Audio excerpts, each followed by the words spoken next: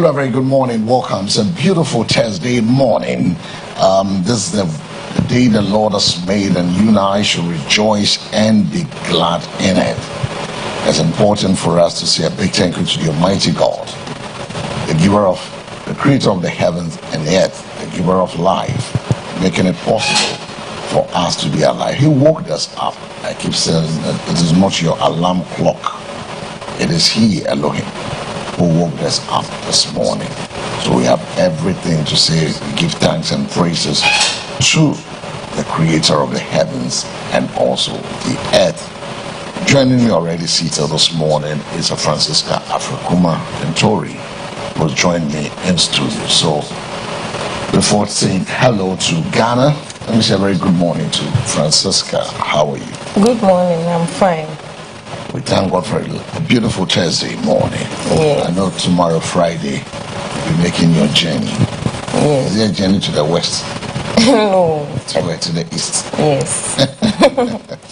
Good morning, Ghana, from wherever you are joining us this morning, from the busiest streets of Accra and the commercial heart of Kumasi, the coastal cities of Cape Coast and Takoradi, the growing cities of Chamale, and from any corner of our beautiful country. Welcome to Morning Focus. I am El Samuels, and for the next several hours, we'll bring you the news, the issues, the conversation, and the ideas that matter to you and your everyday life. This is more than a morning program.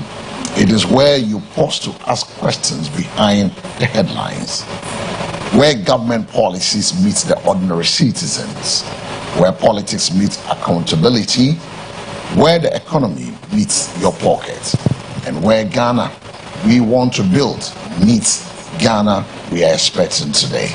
I say, and where the Ghana we want to build meets the Ghana we are expecting today. Today on our team, our focus is on tourism, and we ask a big question: can tourism become one of Ghana's strongest engines of jobs, local enterprises, and economic transformation beyond the beaches, hotels, and occasional festives? Ghana recorded more than 1.3 million international tourist arrivals in 2025, whilst domestic tourism visits rose to more than 1.79 million. The tourism sector is growing, but the real test is whether that growth is translating into sustainable opportunities for ordinary Ghanaians. So this morning, we will travel beyond the statistics. We will examine our culture, entertainment, the heritage sites, the local destination, and the people whose livelihood depends on them.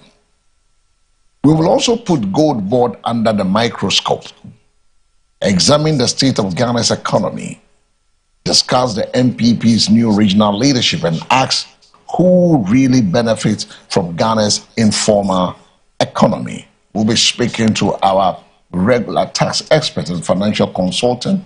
We'll also be speaking to the executive director of ILAPI on this matter.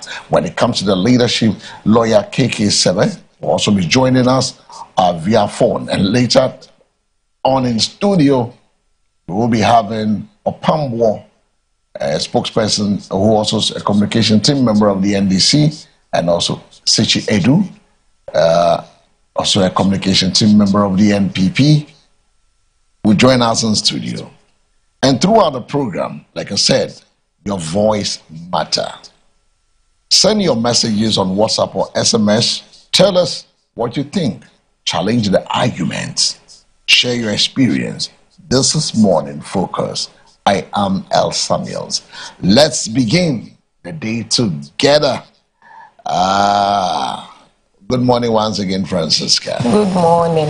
And before we go into the day's main conversation, here is a big picture. Ghana is at a moment where the economic conversation is changing. Government is talking about growth, jobs, reserves, tourism, local production, and economic transformation. But the ordinary citizens, you and I, ask a very simple question: what does all of this mean for me and you out there? Does economic growth mean cheaper food? Does a stronger currency means improved purchasing power? Does increased tourism means jobs for the young person in the community? Does Ghana's gold strategy mean greater national wealth? And when government says the economy is improving, are households actually feeling that improvement? These are the questions that will drive our conversation this morning. And before we enter our national policy focus, we'll take a quick look at the world. You know, we brought you the sports and its updates and what happened overnight. But now we transit straight to Francisca. Good morning once again, Francisca. Good morning. You know, as Ghanaians prepare to head to work, other people have set off already. School, market, and businesses, the weather is an important part of the morning. Yes, yes. GMET's August outlook indicates rainfall could be normal to above normal in northern Ghana, whilst parts of the south could also experience normal to below normal rainfall overall. Recent GMET forecasts have also pointed to cloudy conditions, isolated rains, and the possibility of a thunderstorm, particularly across the middle, the transition, and the northern sectors. Francisca will bring us the latest conditions and what commuters should expect today. Francisca, over to you. Okay, thank you. So early this morning, mist or fog patches are expected over parts of the forest, mountainous and coastal areas,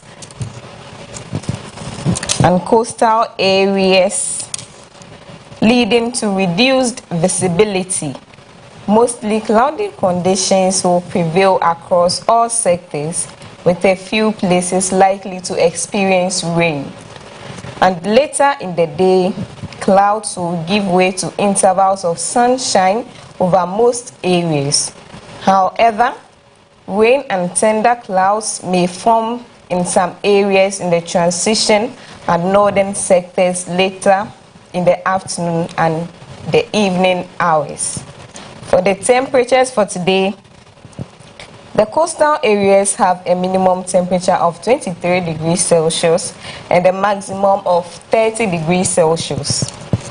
Moving to the forest areas, the minimum is 22 degrees Celsius with a maximum of 31 degrees Celsius. For the transition areas, temperatures range from a minimum of 22 degrees Celsius to a maximum of 32 degrees Celsius. And in the northern areas, we have a minimum of 24 degrees Celsius and a maximum of 32 degrees Celsius. And the Ghana Meteo Agency also notes that relatively cool nights and early morning temperatures are expected across the country this morning. So this is the weather outlook for today. All right, thank you so much, Francisca Afrikuma, for bringing us up to speed on today's weather and its outlook. So for everyone heading out this morning, remember, weather can change quickly, particularly during the rainy season. Drive carefully, keep visibility in mind, and allow extra time whilst rain affects road conditions. And now we move into the next part of the program. We'll be having our national policy. We'll be looking at other stuff, but what is on the traffic situation today as we move on to look at our traffic situation for the morning in the various major cities across the country.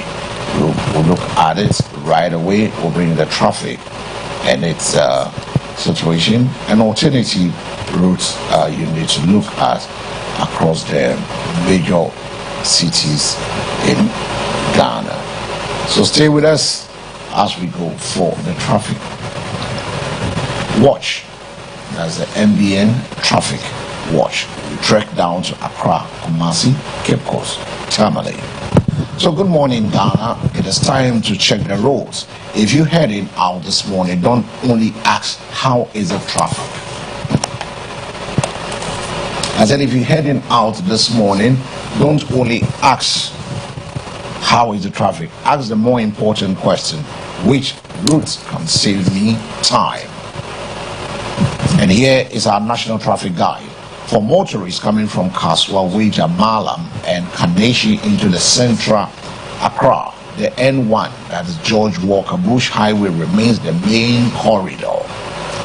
Where congestion builds around Malam, Kaneshi, or the Kwame Nkrumah Circle area, motorists can consider alternative feeder routes through the Bawi Makati Hill, Odoko, and Downsuman, depending on their destination. For those coming from Medina, Adenta, and the Eastern Corridor, the N4 remains an important alternative through the Adenta Iburi, Koforidia, Bonsu, particularly for longer distance journey towards the Eastern and then the Ashanti regions. Arnold put up our traffic watch on the screen.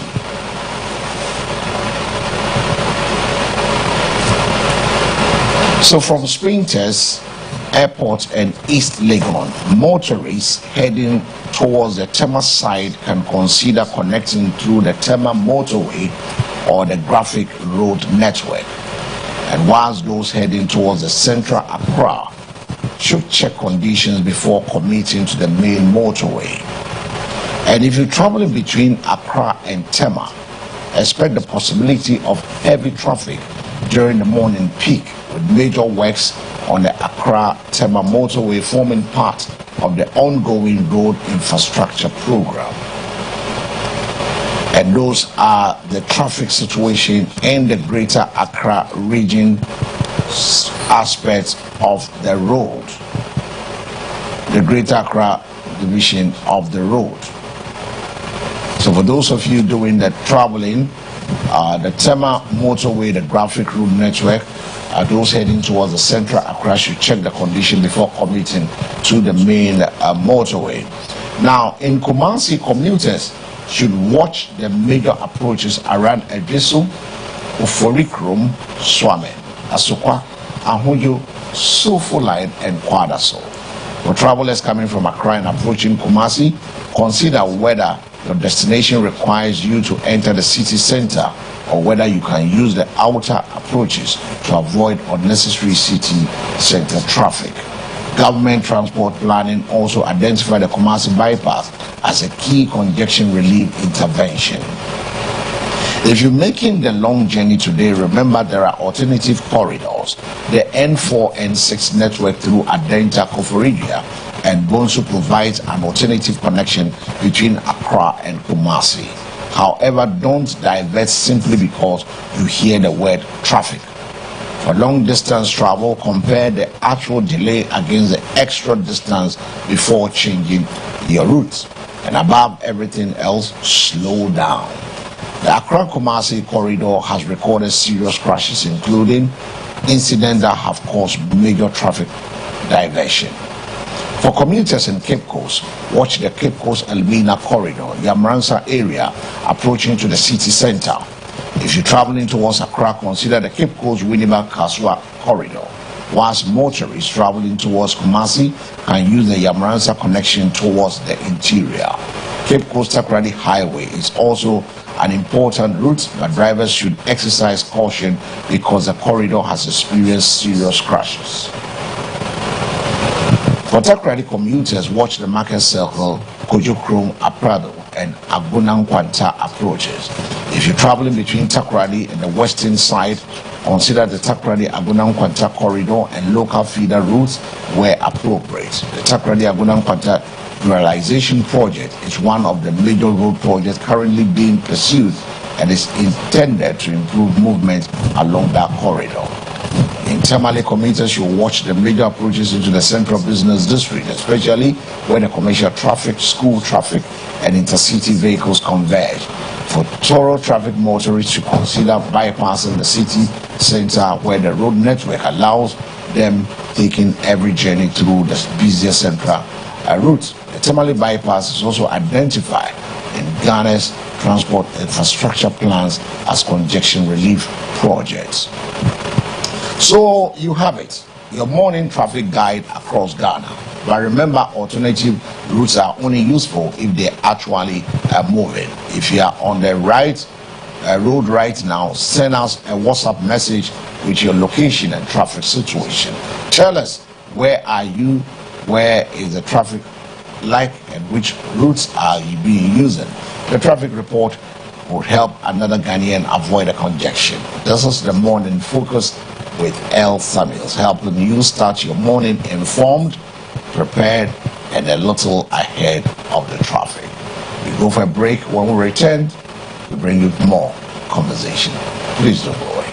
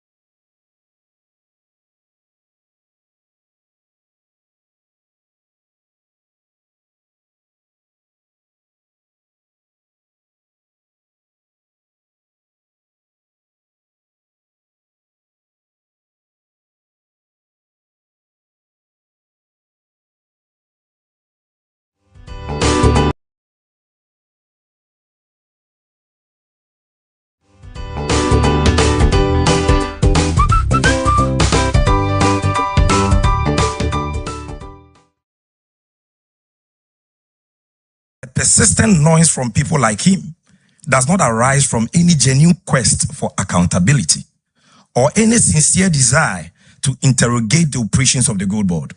Rather, it is a part of a calculated smear campaign aimed at undermining the significant contribution Gold Board is making to the economic transformation agenda of President Mohammed's administration. The likes of Afenyo Markin simply cannot reconcile themselves with the transformational work of Gold Board because they appreciate the important role it has played in the historic appreciation of the Ghana cedi and the significant strengthening of Ghana's international reserves, developments that are contributing to improved economic conditions for the Ghanaian people.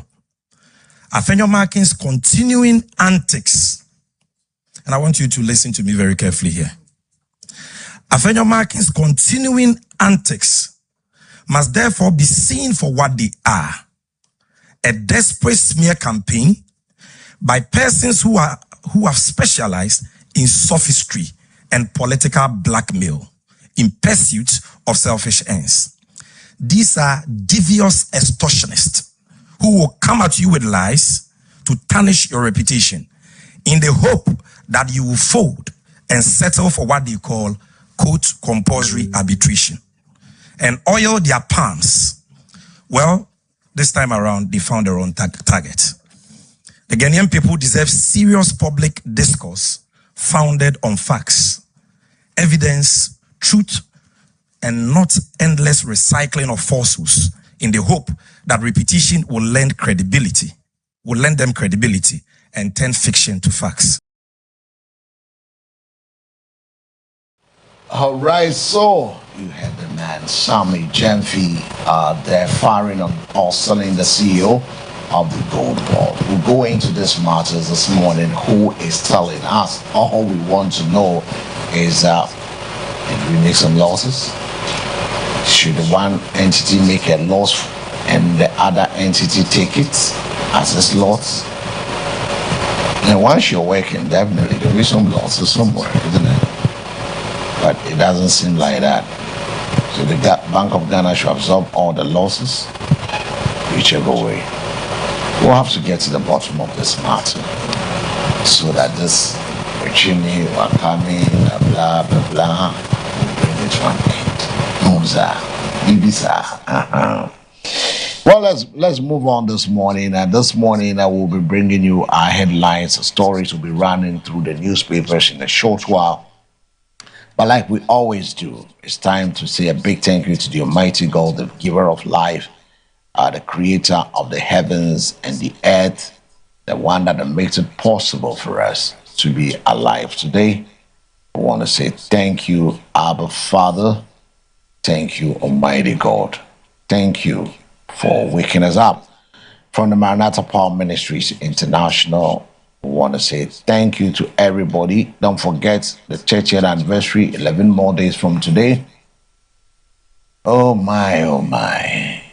I just can't wait to be a partaker of this. And you can see on screen, we have His Excellency the President being hosted by the Bishop Noble Francis Afotuodai and Reverend Mrs. Valerie Afotuodai. And we have the Apostle General Sam Crunchy Ankara Bishop Alote, Dominic Alote, on the way from New York. We have Apostle 8 Saki, EAT Saki. Apostle Brant Lloyd is also there. Right, Brant is there. We have Apostle Lamte, Dr.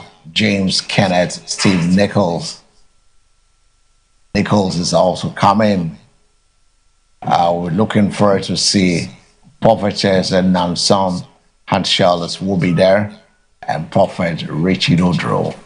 There's a man that will grace the occasion. A reminder that we have 11 more days to celebrate the goodness of God. Celebrate the goodness of God. Celebrate the faithfulness of God. The transformed lives are gathering on the 28th for the homecoming section, which is also coming up. Oh boy. Next weekend is going to be something else. The homecoming is coming off. And then we'll be having the other areas as well. So I'll be telling you more about this. But what scripture was given to us this morning? So on the screen, you see the homecoming 28.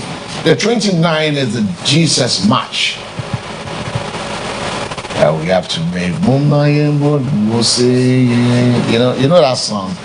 Yes. Have you ever sung it before in church? Yes. Did you sing with some, it goes with some power. Yeah. You say, you say, you say, Hey. you say, you think I can sing? Like you're stretching your Concepts. You people, God said you should give him melodious sound from within. Within. So you should be able to serve him with all the vocals and things he's given you. So we will celebrating Jesus March on the 29th of August, with the homecoming, the 28th, the Saturday, Jesus March. Sunday we have church service. Then Tuesday, oh boy, oh boy, oh boy. 11 days from today. I just can't wait. I just can't wait. And I said, I just can't wait. How prepared are you for the day? Tell me. How prepared are you for the day? The 1st to 6th September. Oh, I'm really prepared. Yeah. What assignment do you have on that day? What are some of the assignment, the things you prepared yourself that you're going to be part of the 30th anniversary celebration from the Maranatha Power Ministry International? On the screen, there are people from our satellite churches across the country, over 100 churches, and people want to come. And you want to say, okay, I will not be there, but I want my money to be there. I want to send 10, 20, 50 people. With a 200 cedis donation, I want to give you 10,000. I want to give you 100,000 Ghana cedis. I want you to be partaker of it. Today being Thursday, the numbers on your screen. You can send your donation, or you can call us. We'll come to your office, and then we say you supported the 30th anniversary, and God will remember you. God will bless you. We will pray for you. We will want to partner with you in this wealthy cause. So come, invite somebody, pay for somebody to come to the time with us is going to be a super time where God will meet you at the point of your need. Trust me. It's a Maranatha Power Ministry International 30th anniversary. Maranatha at 30. Oh boy, how good it is. I feel like singing today, and also come and help us to celebrate the goodness, the faithfulness, the impact of God. Now, they gave us a scripture this morning from the book of Jude, the chapter 1, verse 24. It says, God can guard you so that you don't fall, and so that you can be full of joy as you stand in his glorious presence without fault. You know, there are moments in life when what we see around us can make us afraid. Have you experienced that before? There are moments in life that what you see around you can make you afraid. The uncertainty of tomorrow, the battle that seems to have lasted too long, the doors that has not yet opened, the prayer that appears unanswered, the diagnosis of circumstances that tells us you may not make it. But Jude 1:24 reminds us of something greater than what we see. God is able to keep us. God has kept the ministry through all the battles, the fire, the water, The shame, the anxiety, the pain sustained it, kept it to today. Notice that the scripture does not say you will never face difficulties. It says God is able to guard you so that you don't fall. The steps of the righteous are ordered by God. The ancients of day makes the crooked straight. The ancients of day makes the mountains skip like rams.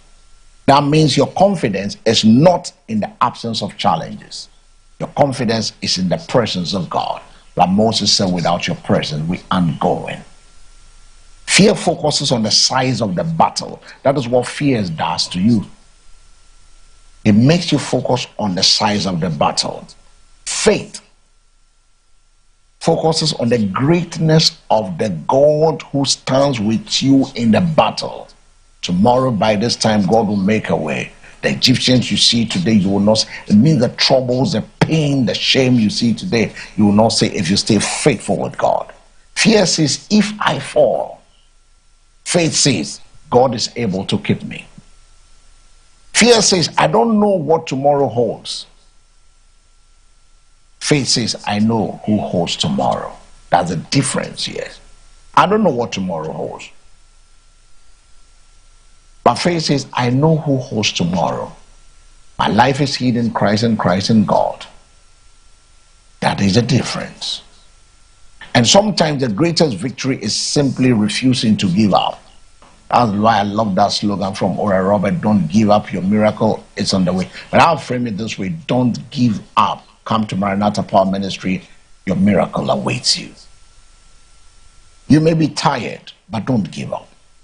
You may be discouraged, but I say to you, don't give up. You may not understand everything God is doing, but don't give up. You may be walking through a season where the evidence seems contrary to your expectations, but don't be terrified. The God who has begun the journey with you has not abandoned you in the middle of it. Paul says in the book of Philippians, the chapter 1, the verse 6, being confident of this very thing, that he which has begun a good work in you will perform it until the day of Christ. And the Bible said all things work together for good for they that love the Lord. And that is our confidence. God does not begin a work simply to abandon it halfway. What he has planned, he can nurture.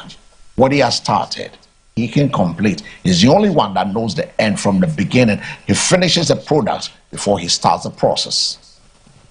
What he has called you to do, he can give you grace to fulfill. So we will finish well.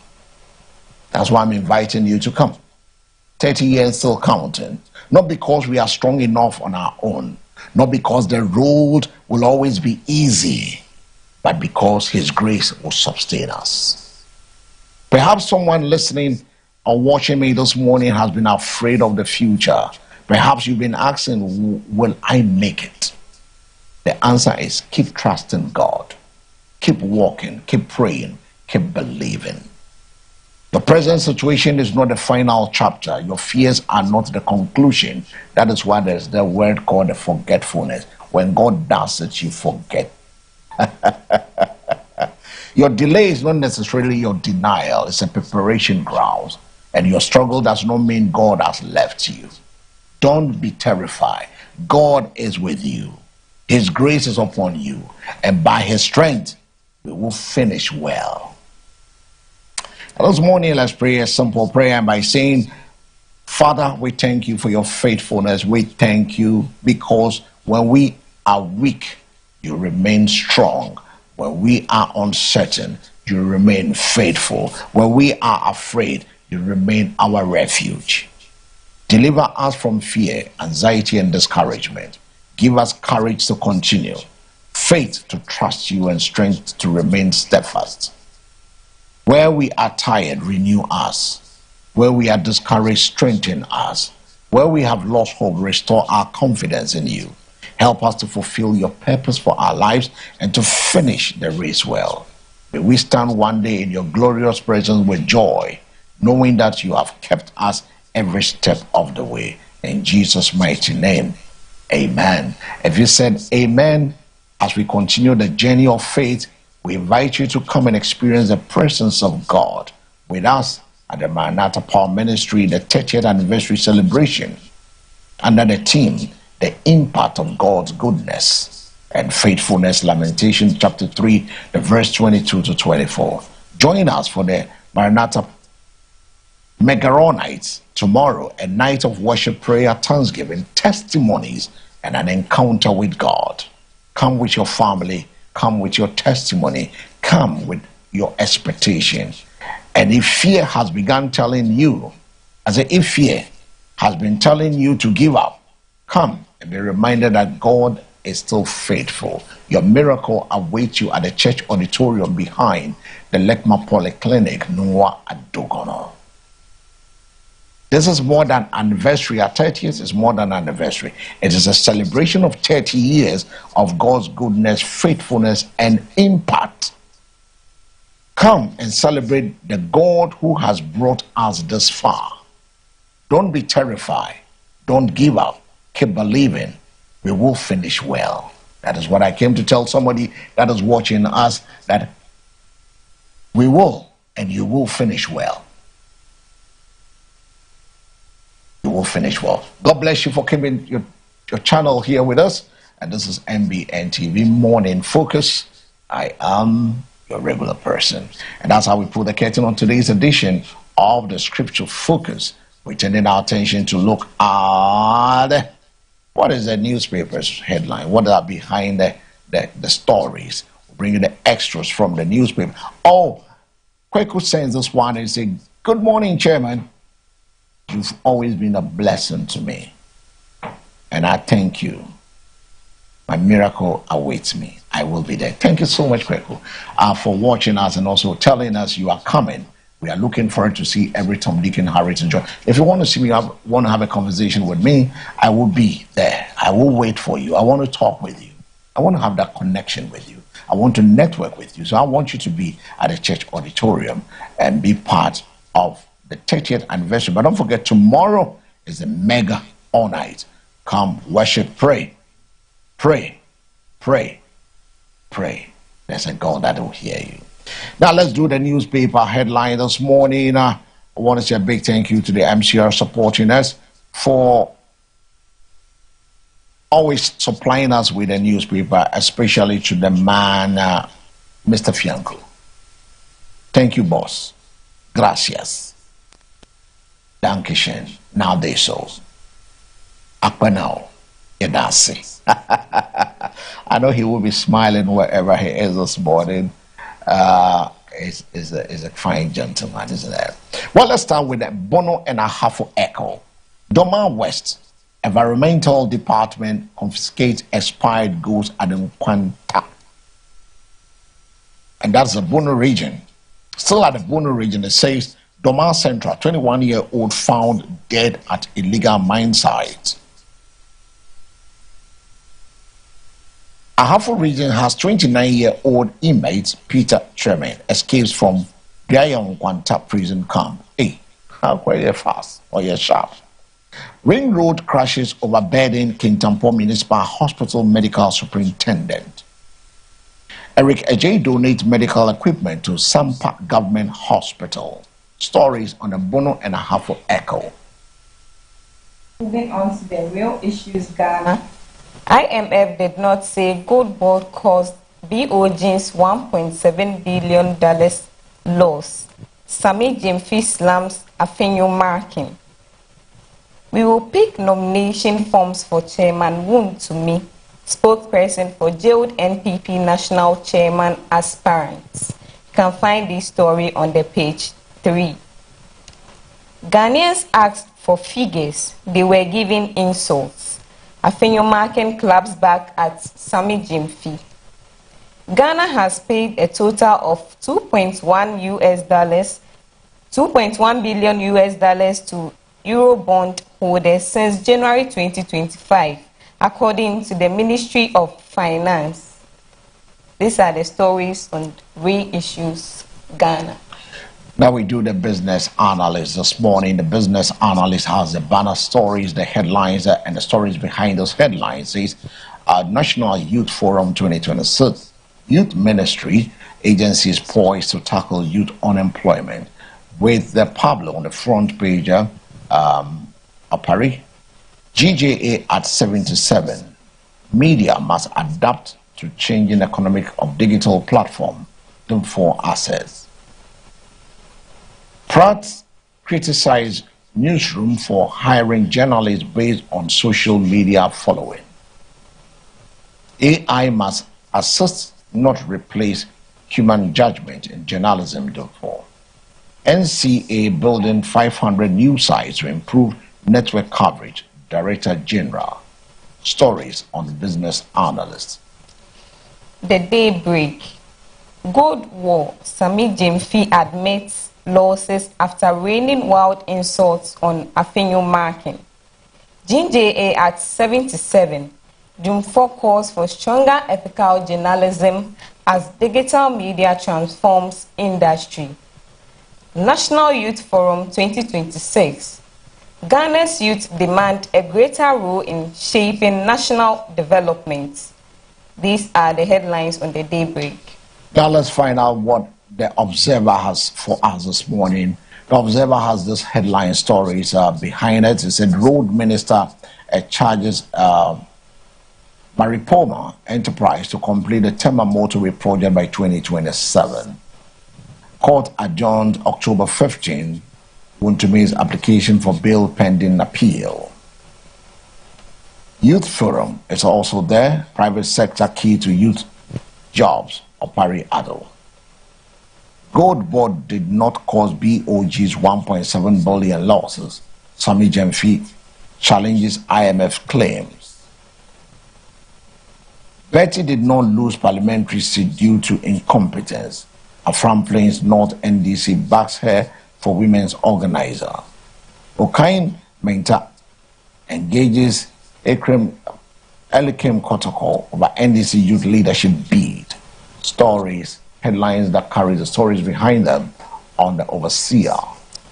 Turning our attentions to the Daily Democrat. Sami Gyamfi exposes Afenyo Markin's claims.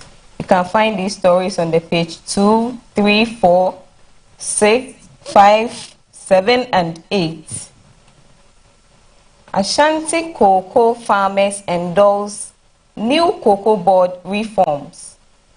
Youth must move beyond talk to action. Opari Adu. Osu Youth Queen Mother launches fund for vulnerable children. Dr. Ajiman urges BBC audience to back flood fund. NITA calls for scalable innovation to transform Ghana. GMTF challenges mining giants to invest in healthcare. These are the headlines on the Daily Democrat. Now let's look at what is on the Daily Post. GRA targets 310 billion cedis in tax revenue by 2028. Gold cannot save you at 2 a.m. GMTF administrator challenges mining giants to invest in lives. Gold Board CEO DGPP loses reflect policy cost of Ghana's economic stabilization. Government pays 10 billion cedis to bondholders, brings total amount paid since 2025 to 41.3 billion Ghana cedis, with a smiling face of the sector Minister of Finance, Dr. Kesala, to Forsen. Headlines on the Daily Post. The Exclusive. Cocoa farmers welcome reforms, seek continued engagement. Akando warns boss against management interference. Gold Board CEO challenges Afenyo Markin over lost claims. Opari Adu urges youth to turn ideas into action. Obuobia urges miners to build stronger health systems. NITA urges innovation to drive Ghana's digital transformation. Headlines on the Exclusive. Now let's do the archives. The archives has this banner stories, the extras from the newspapers. That's what we're doing now. I have no evidence. Afenyo Markins backtrack of CJ conspiracy allegation. You have the picture of the sector minister of roads as a road minister angry over First Sky's go slow performance at 17-kilometer Tema Dawenya road construction delays. No policy to impose Arabic on student education ministry. I will go to prison in your brain. Sammy Gyamfi hits back at minority. Archives have details of the stories. The spider. Afenyo Markin is a liar. Sammy Gyamfi bites minority leaders' nose. CSA, EY Ghana reach resolution after cybersecurity regulatory dispute. Evolve or die. Prempag president issues stark wake-up call to Ghana's press. Adenta Dodowa Road. Contractor targets completion of one side by November. NCD crisis. Africa urged to integrate NCD care into universal health coverage reforms. Headlines on the spider. Now let's do the National Enquirer this morning. The Enquirer said intensified counseling, Julius Deborah urges churches.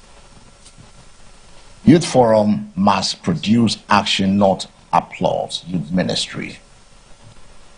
Burial of NPA's Deputy CEO Dramani Bukari is set for today. May his soul rest in peace. CSA EY Ghana resolved a 36,000 cyber security licensing issue.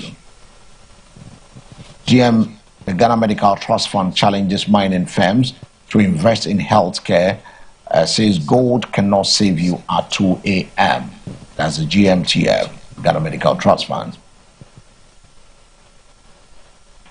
Baltimore will donate medical supply worth $400,000 to the police hospital. The story is also in the National Enquirer. So those are the headlines with the Enquirer. Turning our attention to the Ghanaian publisher.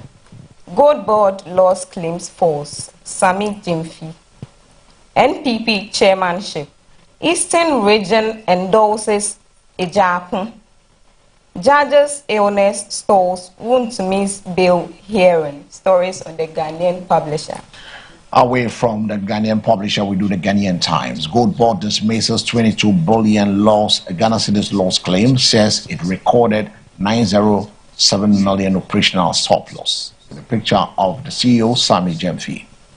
Dr. Binka chairs new Times Corporation Board. Congratulations to her. Government rallies nation to fight youth drug abuse. Mining pushes producer inflation to 4%. And uncontrolled BP fuels stroke, kidney disease, cardiologists. Ghanaian Times. The Chronicle. Go away. Disabled graduates refuse to hand over petition to presidential aid. Customs Commissioner visits Tema collection to boost revenue. Gold Board did not make losses in 2025 from Sammy Gyamfi. Stories on the Chronicle. But the Chronicle has a Bible verse there, 1 Kings 2:20. What is there? It says,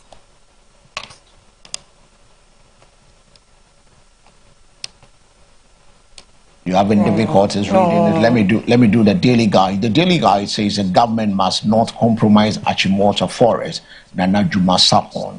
You can't claim gains and deny losses. Minority to Gold Board CEO. 22 billion Ghana Cedi gold sales loss. I want to appear in Parliament. Sammy Gyamfi. AI defamation threatened journalism. GJA president.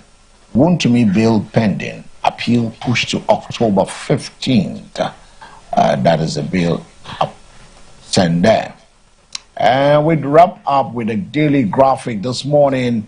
NMC appoints new boards for state-owned media organization. Gold board makes 5.4 billion surplus. CEO rejects minority loss claim.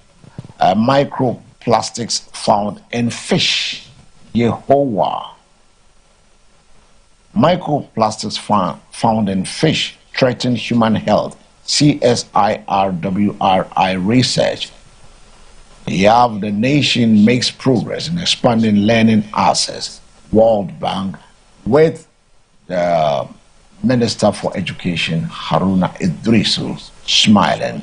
And that's the wrap for this morning's newspaper review, the latest stories, headlines behind the stories. Now we go to check the stories. You get to the newsstand and you get to get more stories on the various headlines. We're going for a break. While we return, we're sitting with a conversation to start the day with. Well, good morning to you.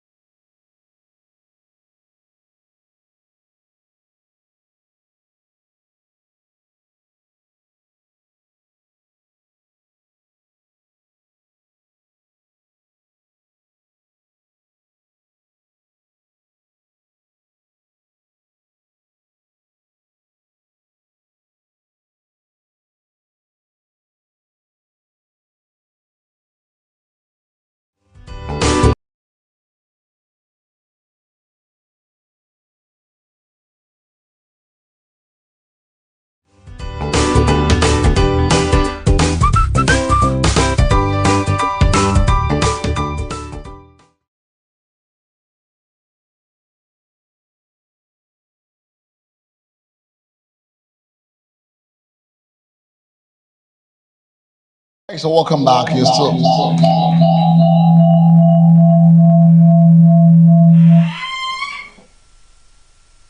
Welcome back from the break. You're live on the Morning Focus. Joining me later on, Isaac Sechi Edu will be joining me. We're waiting for Apambo to also join us this morning. We're having a conversation. Then I want you to call Otin Mwakung right away and put Otin on set for us. And later we speak to KK Sever, lawyer as well. I'll be talking to, and then Peter Bismarck. So we're going to call all these three persons to have a conversation with them, one after the other. So if you're just tuning in, if you're just keeping your channel, scanning through your channels and happen to have us join us, is the Morning Focus. It's now time for us to have that conversation, that will turn things around. We're moving on this morning. It's 20 past 8 a.m. We've come to one aspect of the conversation, is to be talking and also going to have others joining. Others joining us via phone. We'll be talking to lawyer KK Sebre. We'll also be talking to Peter Bismarck and having a conversation with Otin Mwakung also this morning. Joining me already on set is Isaac Randolph Sechi Edu. Hi, good morning. Good morning, boss. So which one really fits in? Is it the Ike or the Randolph? It's the Isaac. The Isaac. Yeah. So it's Isaac Randolph. Yeah. Okay, so the Isaac really fits in then. All right. So, Ike, how have you been? Good morning.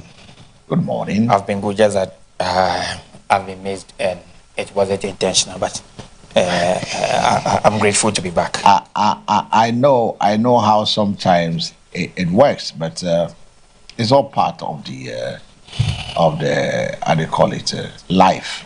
Life, you can always get it the way you are expected to be. It's part of the process. So whatever way it goes, we just have to thank God. That is why I said in all things we should give him praise. I believe business is doing well. Yeah, by God's grace. Right. Now we're going to have this conversation. But let me start this with you. Your parties have election over the weekend to select regional chairpersons to spearhead the regions. How would you describe that process? Very well. Good morning once again to yourself, your hardworking team, and then your cherished viewers and then listeners. And first off, like we do always, we give thanks to God for giving us the opportunity to meet like this. And then also greetings to all MPP members, from national to the polling station. Now, I will start off with this, that whoever brought the idea that we should elect our flag bearer aspirant first before we come to do the polling station elections. Then the constituency. Yes, and the that person should be honored by the party in due course. Really? That person should be honored because that decision has helped us see less acrimony in our elections from the ground going. Now, we have done the polling stations. After the polling stations, then we went to the electoral area executives. After the electoral area executive, the electoral area is a cluster of polling stations put together. So we have over 240 something polling stations in Crowell. Then we have 12 electoral areas. Then we came to the constituency. We had the constituency elections. And then we just had the regional elections done. We are left with the national.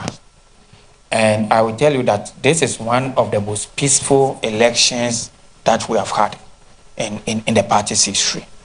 And the reason is that the flag bearer is known already. So everybody who is vying is not vying in the name of any other person going to contest anybody at the flag bearer level in order to bring divisions. Everybody is headed towards the leader that we have elected already. Okay. And imagine this wasn't so, and we still had aspirant elections to go. You would have seen that even at the polling station level, there will be people who are for A, there will be people who will campaign in the name of B, there will be people who will campaign in the name of C.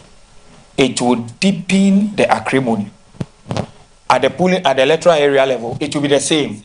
And those who are desirous to stand to lead the party will definitely influence those who come to them that they are on their side. Because if they get into the album, they will have the opportunity to vote for you. So that would have gone on during the electoral area executive selection. It would have gone on with the constituency. It would have gone on with national. But now you see that everything is calm because the one that we are all going to, the one who is going to lead us into the election is known already. So then everybody comes with a message of if he or she is giving the vote, he is going to help this person to achieve our I want you to hold on to that. Let me digress a bit this morning. I have a pathway that I want to do this with a question as who really benefit from Ghana's informal sector. When we talk about Ghana's economy, we often focus on GDP figures, inflation, interest rate, tax revenues, and the formal business sector. But beneath those statistics is another economy, an economy powered every day by millions of women selling tomatoes at dawn, the mechanic fixing vehicles by the roadside, the food vendor serving workers, the seamstress, the barber, the hairdresser, and the carpenter, the driver, the phone repairer, the farmer, the trader, and online seller. Together, these people keep Ghana moving. Yet there's a paradox. The informal economy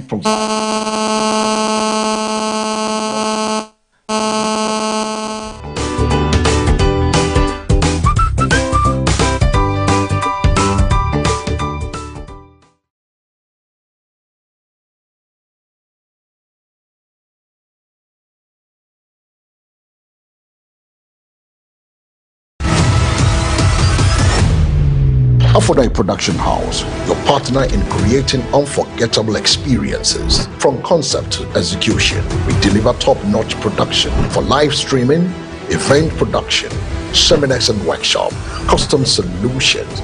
Let's bring your vision to life.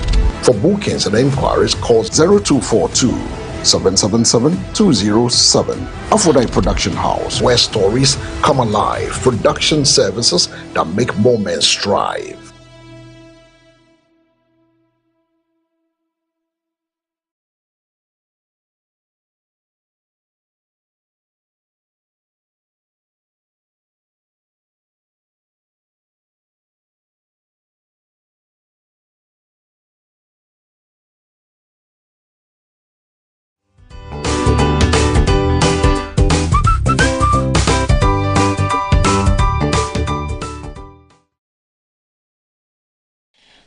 Welcome back. Sorry for that break. It was due to some hitches, but thank God we're back online. Like I said, who really benefit from Ghana's informal sector? When we talk about Ghana's economy, we often focus on GDP figures, inflation, interest rates, tax revenue, and the formal business sector. But beneath those statistics is another economy, an economy powered every day by millions of Ghanaians. The market woman selling tomatoes at dawn, the mechanics fixing vehicles by the roadside, the food vendor serving workers, the seamstress, the barber, the hairdresser, and the carpenter, the driver, the phone repairer, trader, and online seller. Together, these people keep Ghana moving. Yet there's a paradox.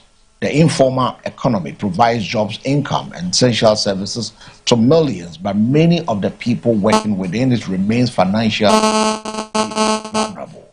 They often have limited access to affordable credit, insurance, pensions, formal business support, and social protection. Government, on the other hand, wants to increase domestic revenue, bring more businesses into the formal sector. So the question becomes, when Ghana informal economy generates activity, who is really benefiting from it? Is it the hardworking entrepreneur? Is it the consumer who depends on affordable informal services? Is it government through taxes, levies, and fees? Are financial institutions benefiting from the money circulating through these businesses? Or are millions of informal workers simply working harder without moving significantly closer to financial security? And perhaps the bigger question is, how do we formalize Ghana's informal economy without making it more expensive or difficult for ordinary people to survive? To help us unveil within a short few minutes of your time is our regular consultant when it comes to finance and tax. He's an expert in the person of Mr. Foster Oteng Amoako. A very good morning to you, sir. Good morning, my dear brother. How are you doing this morning? By the grace, I'm fine in your end. We thank God for having you to join us this morning online, and straight away we go straight to have a conversation because we know you are pressed for time. Now, who really benefits from Ghana's informal economy?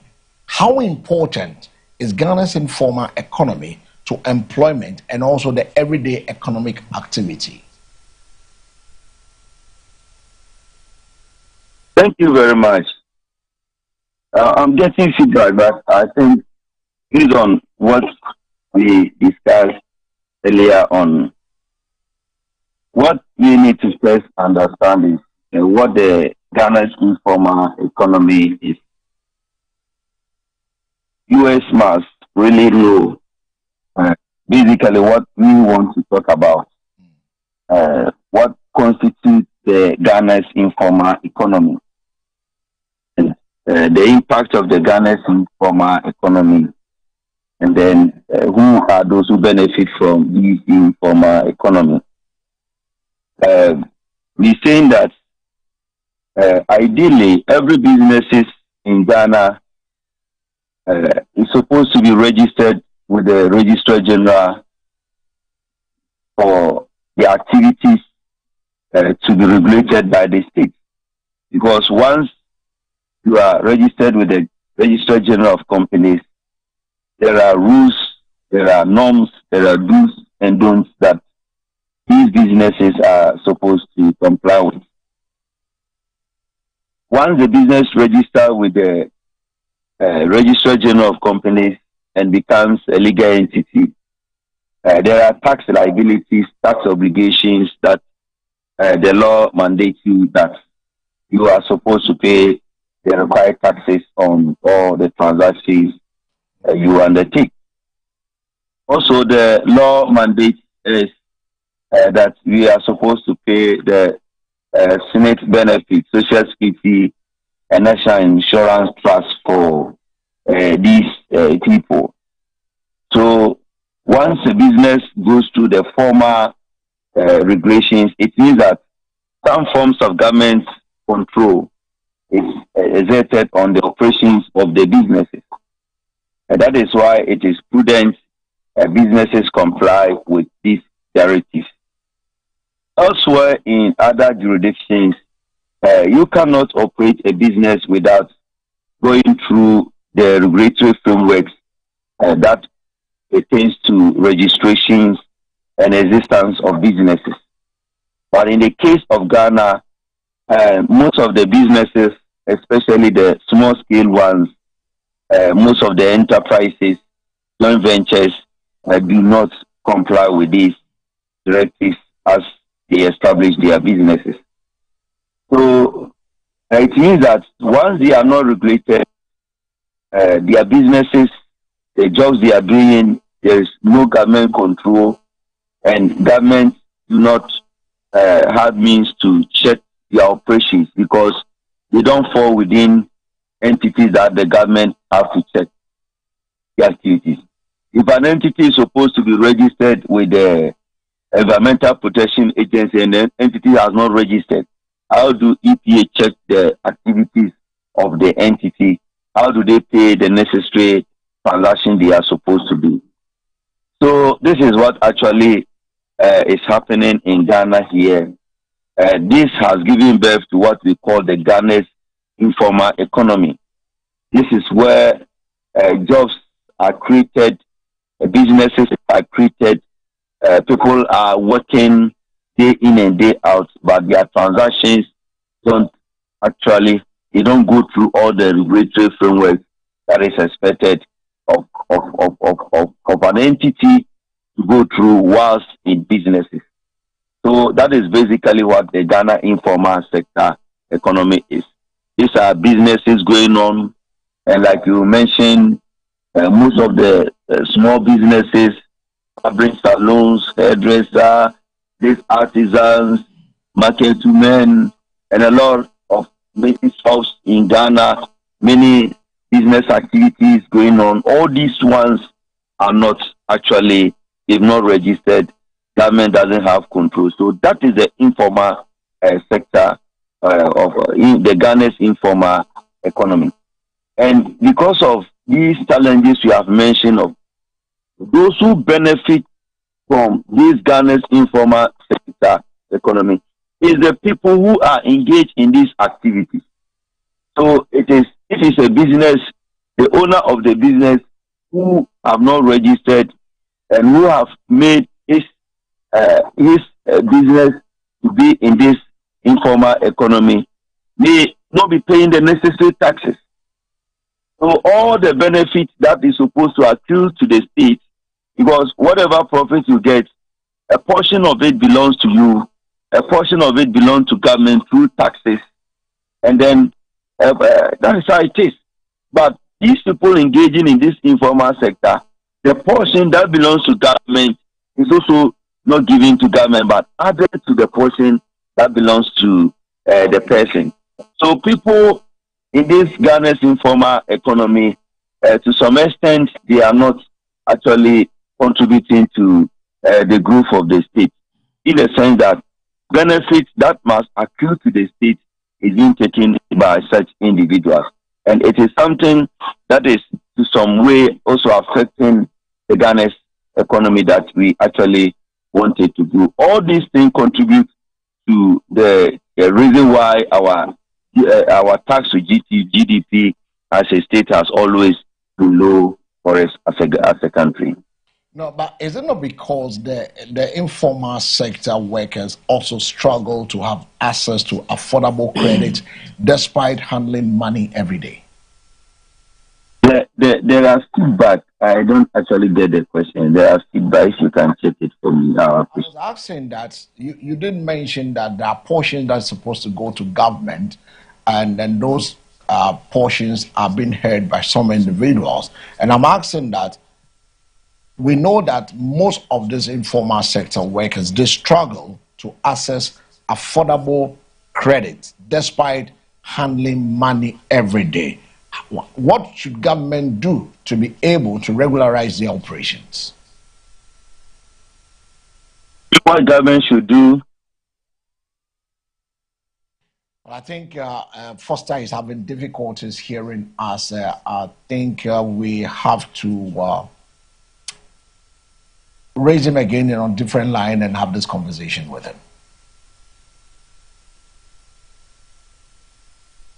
It's unfortunate we have to go off with this conversation, but we'll try to get him and then have the conversation again. We'll try to get others also to wade into this.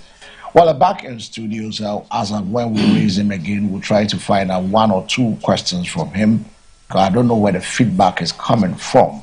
So PCR, if you could check it for us to be able to to go. The MPP has completed another important stage in its internal reorganization with the election of a new regional executives across the country.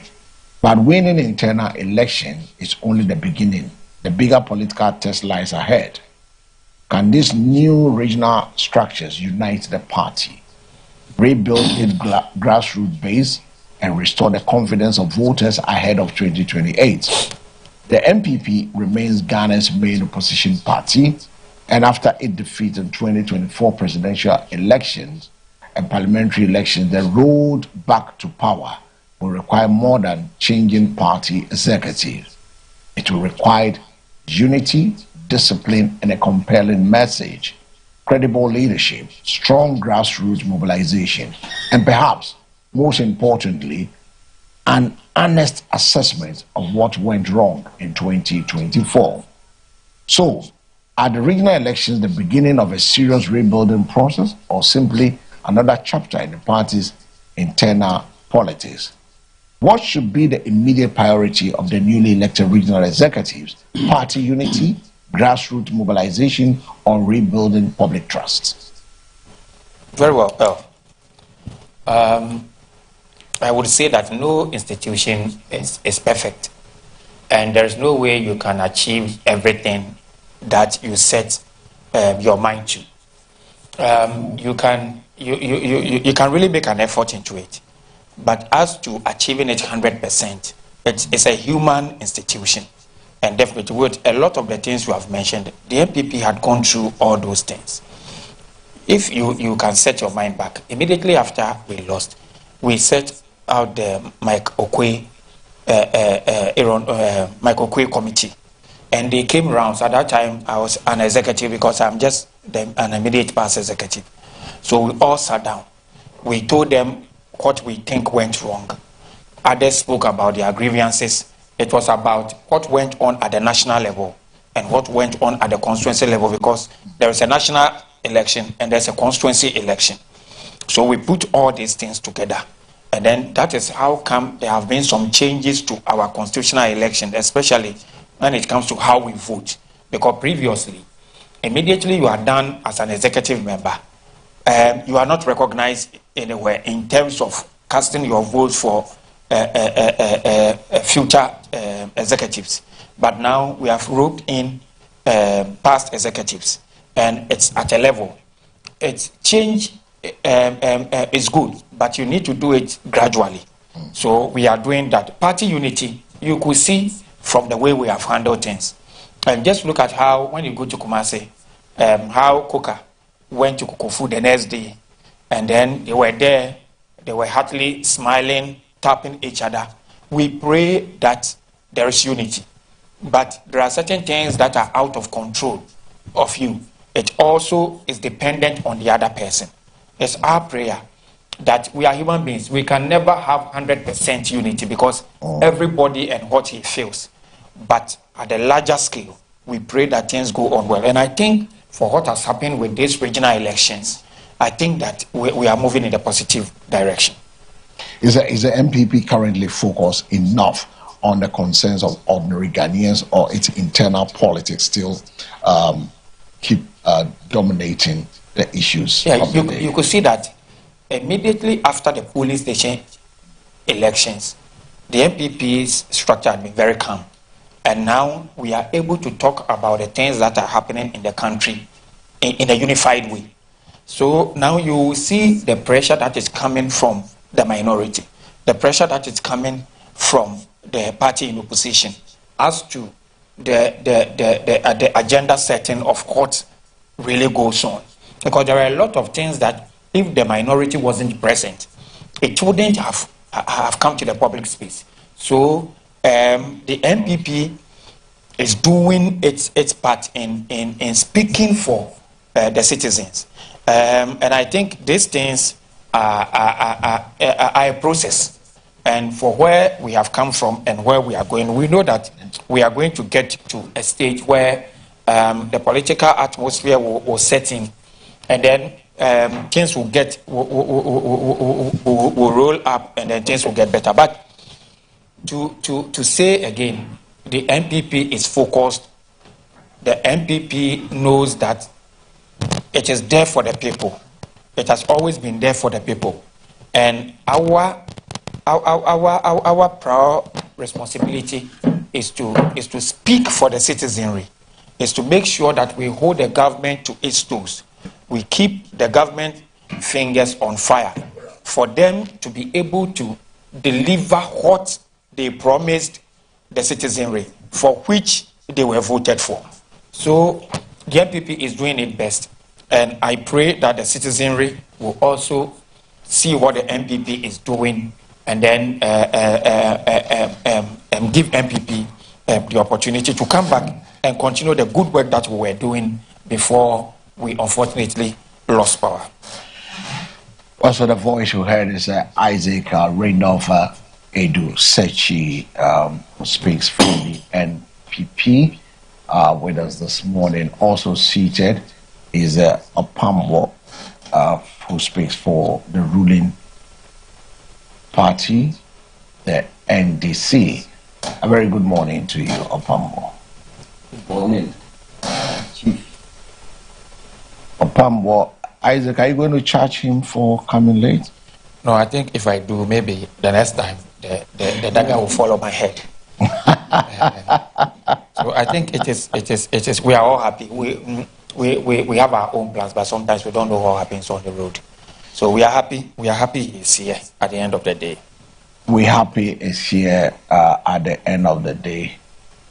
So we're having a conversation just before you. The NPP have done their internal process. We've all seen how it went, and then now you've been joining us to what do you make of the election? It's been on the quiet. It's one of the most peaceful elections we've heard. Okay, so thank you very much. Good morning to you and also to our cherished viewers out there. And also a good morning to my brother. The NPP's internal elections, yes, I think it's something that is still unraveling, or something that the process is still ongoing. I think that at the moment you are done with the regional, right? It's only left with national. We have done the polling station, we have done the electoral area, what you call ward. Mm-hmm. We have done the constituency. Then we just ended the regional, so we are left with the national. So, it's something that what I would want to say about it is, initially, well, there were initial hitches here and there, but I wouldn't say it's something that is unusual. It's something that happens with every process, so I wouldn't want to fault the NPP so much about the initial problems that they encountered, even though some of them I can't say were avoidable, were unnecessary, but then they happened. But the good thing though is that they have learned, going forward, they have learned from the mistakes that initially they were encountering, and now we are moving forward. And I think the NPP has learned from how the NDC has been conducting our internal elections. So I'm not surprised that at the moment there are regional elections, we didn't hear so much rancor, characterizing the elections. But I know they learned it from us. So I would want to congratulate my brother and by extension the NPP for peacefully conducting their regional elections. But what is very, very, very important, what is most crucial is the national one, which is unraveling, it's coming. And we are, all eyes are open. So we are just observing.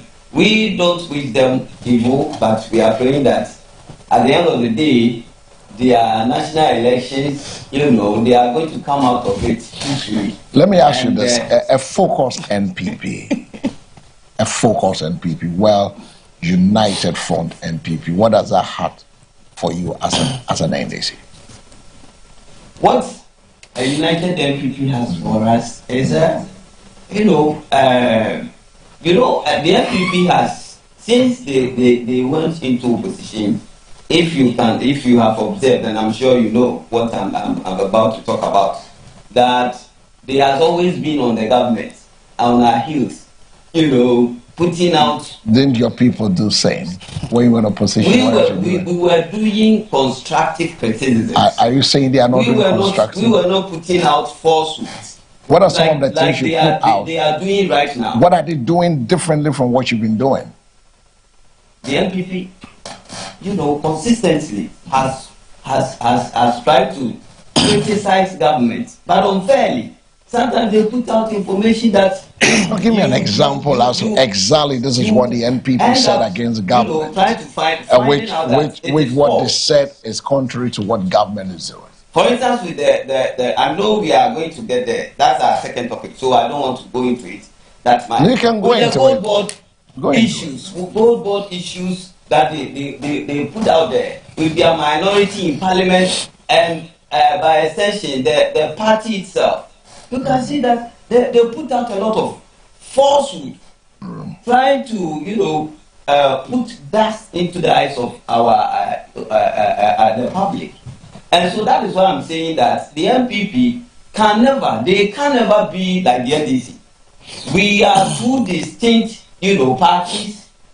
We know where we are coming from, and we know what we mean for, the good people of this country. And the good people of Ghana knows that the NDC is their best bet ever. The party that they would want to be in power and run the country so that development and progress will be for us, but not the NPP. So I'm just saying that you still didn't give me the exact things that you think. You said they were criticizing the government unfairly. The things they said that if when you were in opposition, what did you do? What were the things you were saying? So I just want you to give me categorically. So you give me. The NPP is telling us that when they were in government and we were in opposition, we criticized them unfairly, or No, but you just said it, and I was asking you to give me an example of some of the things they've done that you think is not fair. I just gave you one. To put government on top. I just gave you one. Which one? Trying to say that the gold board, lost. They had a whooping loss.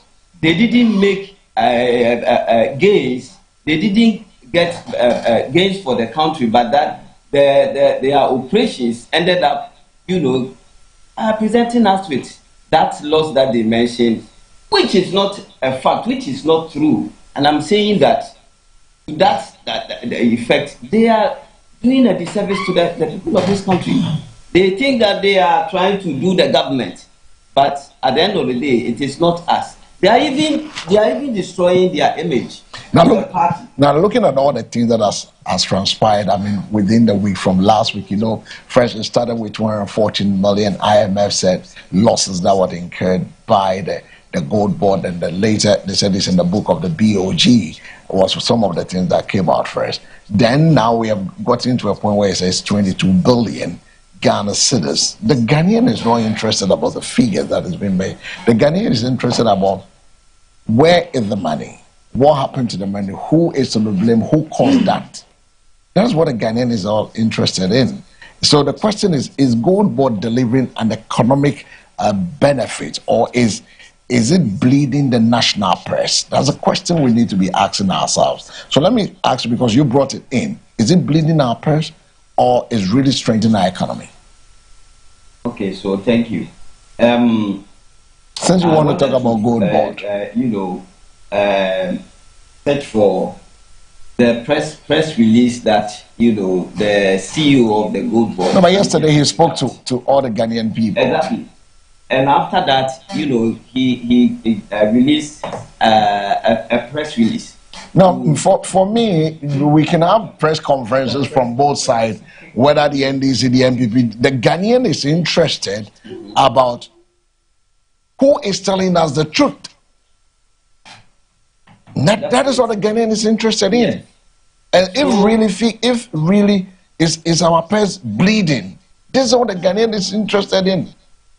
And if not bleeding. Okay. Yes, our purse isn't bleeding. Because you see, the point is that we've heard these allegations, we've heard the defense from the Gold Board CEO, we've heard about competing interpretation of the IMS finding from both sides, both the NDC, the MPP. But one thing remains clear: Ghanaians need clarity on the numbers. That is what we are interested in.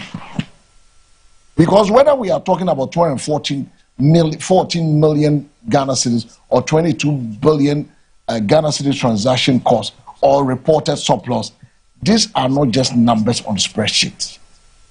Exactly. The concerned public resource and ultimately the Ghanaian taxpayer. And that is why the internal or the transparency of this matter is very important for us to know. We want to get to the bottom of this because it's like we are making it look to a political, one defending, and that has been the style of the Ghanaian politics. Even if it's wrong, we defend it. No, the point is, you see, if it's right, we defend it. We're defending everything. So tell us, so you are in government. Yes, so tell us, so tell us. When I know that it is true. Okay. Yes, but I will not defend, the indefenseless. Okay.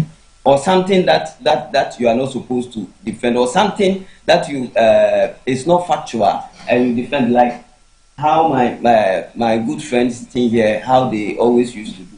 Now the point is, every institution that you are running as an institution or as an entity, you cannot make revenue, you cannot generate revenue without incurring cost. Then people should tell us which institution that can run an institution set, purposely to generate revenue or to make money that will not incur any cost and will make that money or generate revenue. Where does we do this? This can never happen. So the Gold Board, what you are calling loss that they made, and if you go to it's even recorded in the IMF report, but it looks like the exception of the public, especially the MPP, have blatantly refused to read the whole report.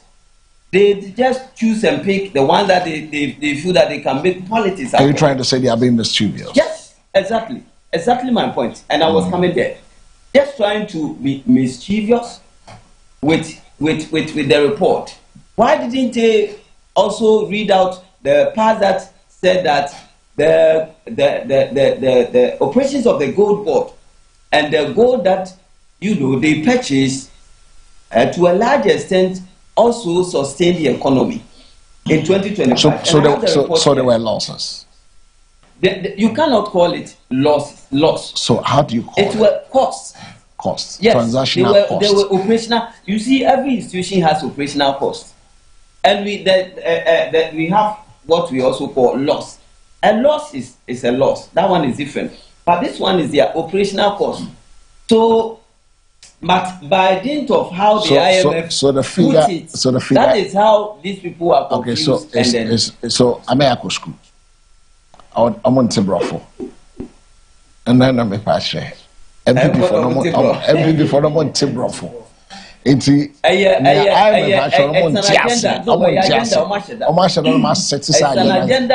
operational cost. Because they know that, you see, two things. Because of the personality of Sammy Jemfi, and also but the fact that they are now in opposition and they are found wanting. They don't even know what to do. So now they just have to criticize government unfairly. Because they know that the NDC, since the one that we came into office, has run this country, smoothly, in a manner that deserves commendation. A manner that is appealing to the general masses of this country. And so, because they are not having any proper criticism about the government. Now they are just resorting to this press release that the IMF brought out that NDC from Yaboka. Meanwhile, that is not the fact. That is not true. But they are just trying to be mischievous, and then paint the government black. But whatever they do, they cannot, put dust in the eyes of the public. Now the public is very discerning because of the advent of IT, social media, and all. You can talk about it, blah blah and blah. The point is that they are trying to, paint government black, and also the personality of Sammy Gyamfi, because they believe that people like Sammy Gyamfi and others, they are the reason why they are now in opposition.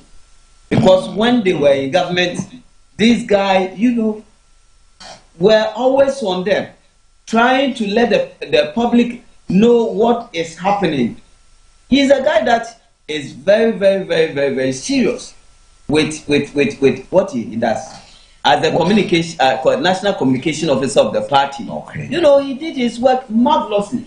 And that is what they don't understand, that because of the kind of works that he did, he and Okujetua Blakwa and others, Sam George and Ku and all, what they did, now the people have voted them out of power.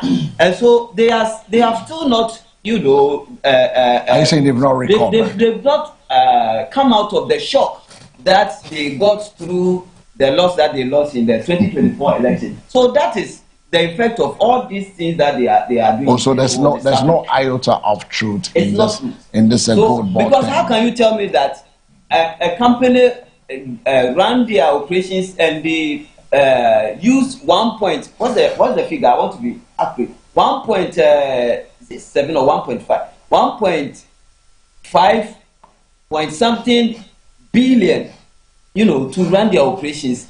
And what did the IMF report also say? It said that they generated almost 10 billion. You understand? 10 billion. Why is it that they are not talking about that one? Why are you not talking about that one, but you only talk about the 1.7? You're speaking to my viewers. Stop looking into the face of Isaac Rendell. It's allowed. But before we describe... They are making false allegations. The point is that before we describe any figure as a loss, we must first have to establish exactly what the money represents. Thank you. Okay. Who incurred the cost? Thank you. And what the underlying transaction was.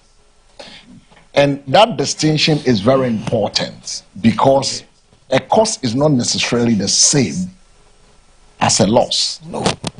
Now the political argument, if you want, the political argument has moved far beyond the 214 million Ghana cedis, with the minority alleging losses. So there's a difference between a loss. You see, and you see, now they are running into 22 billion Ghana cedis. So this is where Ghana cedis, that the minorities are alleging that there's 22 billion Ghana cedis losses that has been incurred by the gold board. You see, this mischievous minority, micro minority in parliament, I'm not surprised that they can put out some of these things, but this is not the first time. Kutu Koma and Co. They often put out falsehoods. Sometimes, then by the time the truth comes out, they have already spewed, these things to the public, unfortunately, and that is what the public tend to believe. But I am happy that the CEO of the Gold Board, I heard him speaking to one of your sister stations, saying that he is going to Parliament. No, he is asking that he is invited. He is going to Parliament to answer to some of these things that they are just spewing out. They know they are not true, but they are just doing it. But they thought that he will not come. He said he is going to come. If they call him any day, any time, he's going to give them all the answers. And I wish that by then, that meeting will be televised for the public to know what is actually going on, and we will know who is speaking the truth and who is not speaking the truth, who is putting out falsehood and all that. We will know. Well, so I am not worried, and by extension, the NDC, we are not worried at all with how the developments that are unraveling in terms of this Gold Board and Bank of Ghana issues. All right, the Gold Board Bank of Ghana issues. We're having a conversation. I'm hanging out with Stephen Opamwo and also Isaac Randolph. Ike, it's your turn. Don't forget, I will be having a conversation with Peter Bismarck Kofi in a short while, right after this conversation. He joins me, and we're going to look at another aspect of our conversation this morning. Yeah. We got some few more minutes to wrap up this. But a few more minutes, it will not be good for me. Because I'm going up to me. Yeah, I will not do this. But you let me know. But you understand, I want us, this topic is this issue is very, very important. So when you were speaking, I just kept quiet so that you finish. All that I'm saying is that he has had more than 20 minutes uninterruption. No, let me leave the uninterruption because you have every right to interrupt. So he has that 20 minutes. I was the one who didn't interrupt you. So I beg you, please give me that same courtesy. All right, he said something that I agree with him, that the NDC is not like the MPP. I am happy. I would have been not angry, but I would not be happy with him if he had said that the MPP and the NDC are the same. We are not. We don't want to be the same, and we can't even be the same. Yeah, so with that, I agree with you. Now, you know something? The NDC, they are setting their own questions, and they are responding to their own questions. And then they mark their own questions, and they want all of us. You are looking at time. I started 9:05. 9:05. I know you. You also know me. So we know each other. So 9:05. So, look, when all this started, you mentioned about some 214 million that NDC. That was the first, because we didn't have all the documentation. So if you will remember, that is what the minority moved the motion, that Gold Board should come to Parliament to answer for those things. Or there should be I think the minority said there should be a bipartisan inquiry into the Gold Board. And then the NDC used its majority to shoot it down. So this is not the first time. The MPP suspected something based on the limited documents that they had. And then they raised issues about the loss of the Gold Board. The NDC used its majority to shut it down. Today you say what? You want, look, I want you to take a cue from your Attorney General and stop bloating that, Sammy Gyamfi wants an opportunity at Parliament. Press conference is different from inquiry. Press conference is different from somebody having the opportunity to cross-examine you. At press conference, you say all you want to say. You can even decide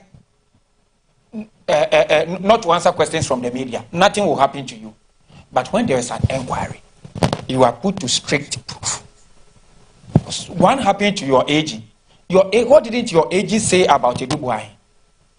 Then when we went to court, your AG said the court shouldn't rely on his own press conferences. If your AG believed in don't do that. My brother, don't do that. We have a visitor here. He is seeing us for the first time live. Don't do that.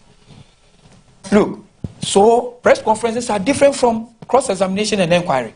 Now, let's go on to this. All this started when IMF released its report.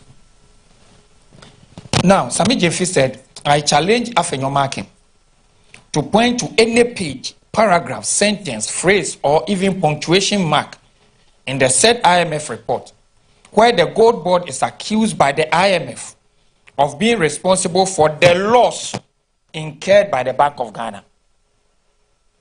I first told you that they said their own questions and they answered it. Because Sammy Gyamfi knows that in the report, the IMF didn't say Gold Board because the IMF does not know Gold Board. The IMF knows Bank of Ghana. And the Gold Board program is under Bank of Ghana. And who is in charge of the Gold Board program? Is the CEO, Domestic Gold Purchase Program, the DGPP. It's Gold Board. So it is like you setting up let's say a company here and saying that you are in charge of transport. And then there's an audit. And then the audit says that Afodai Media has made a loss in transport. And then the transport officer says that I wasn't mentioned, so it is not my loss. It is disingenuous. It is you setting your own questions and answering it. And in fact, when they started, Sammy Gyamfi vehemently said that they have not made any loss. Gradually, he is accepting the loss, but he is pushing it to Bank of Ghana. And if you remember, there was a tough war between Bank of Ghana and the Gold Board, where Bank of Ghana wasn't ready to put that loss on their books. And their finance minister went to City TV. And if you remember, that is where they wanted to sell, they asked the Bank of Ghana to sell the bank house that was built by the former Bank of Ghana governor, so that they will, after selling it, they will use that money to offset the loss and then also rent that apartment back. So, all that the NDC, the MPP is saying is that the MPP has not made any investigation into anything for you to say that the MPP is lying. The IMF works with books that you yourself have provided to them. So, IMF didn't do a survey. IMF just looked into the books that you are obliged to provide to them. And based on those books, the IMF then came out with its report. Oh, the NDC is saying that what? There is no loss. One time they say there is a loss, another time they say there is no loss. Listen to Mantiao, who said almost every negative thing about the MPP government. He was a neutral. Then NDC came in. He has changed from being a neutral to now being a defender of the NDC. No problem, that is his side. Look at what Mantiao said.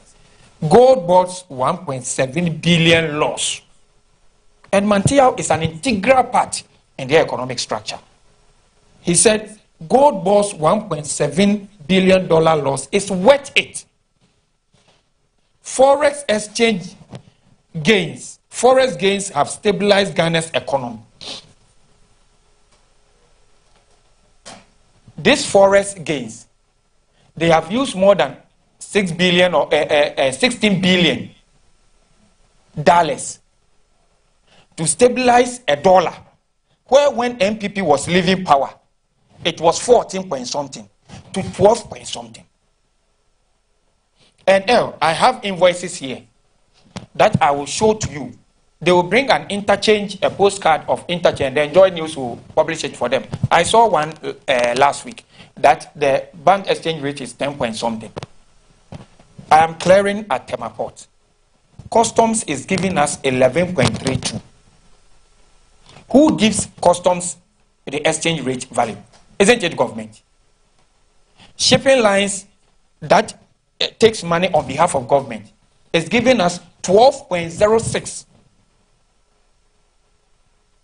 So you can sit in the comfort of your office and say it is 10.3. But when you go to the market to deal with the currency, this is what you get. So all that we are saying is that they themselves, and even yesterday, Sammy Gyamfi, after saying all that he said, then came back to allude to it that there is a loss. He said nobody is saying that there haven't been losses, but be factual about it. Sammy Gyamfi, when he started, said there is no loss. You yourself have said it here, that there is no loss. Mantiao says that the loss is good because it has stabilized the foreign exchange. Sammy Gyamfi is saying that, yes, there is a loss, but that we should be factual. So you give us the figure and let us all interrogate it. Oh, let's go simple arithmetic. When Gold Board started, Gold Board was given an amount in the 2025 budget, an amount of $10.9 billion. CD equivalent is 124.6 billion Ghana cedis to purchase gold for the government. So Gold Board didn't come and do its own things to get money. Gold Board was allocated money in the 2025 budget. Now, they bought, per the records, they bought 104 tons of gold. And if you multiply it by the dollar rate, it is exactly the $10.9 billion that they were given. Now, Sammy James' Gold Board, after selling that gold, brought in an accrued funds of $9.2 billion.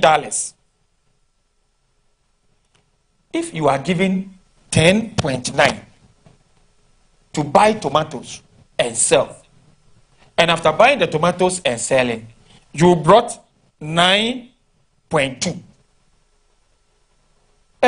If the business belongs to you, won't you deduct the 9.2 from the seed money that you gave the person? And whatever comes out of it, isn't it a loss? And you see that they clandestinely ran away from that and then say cost, because he was saying cost. And you rightly said, cost is not the same as loss.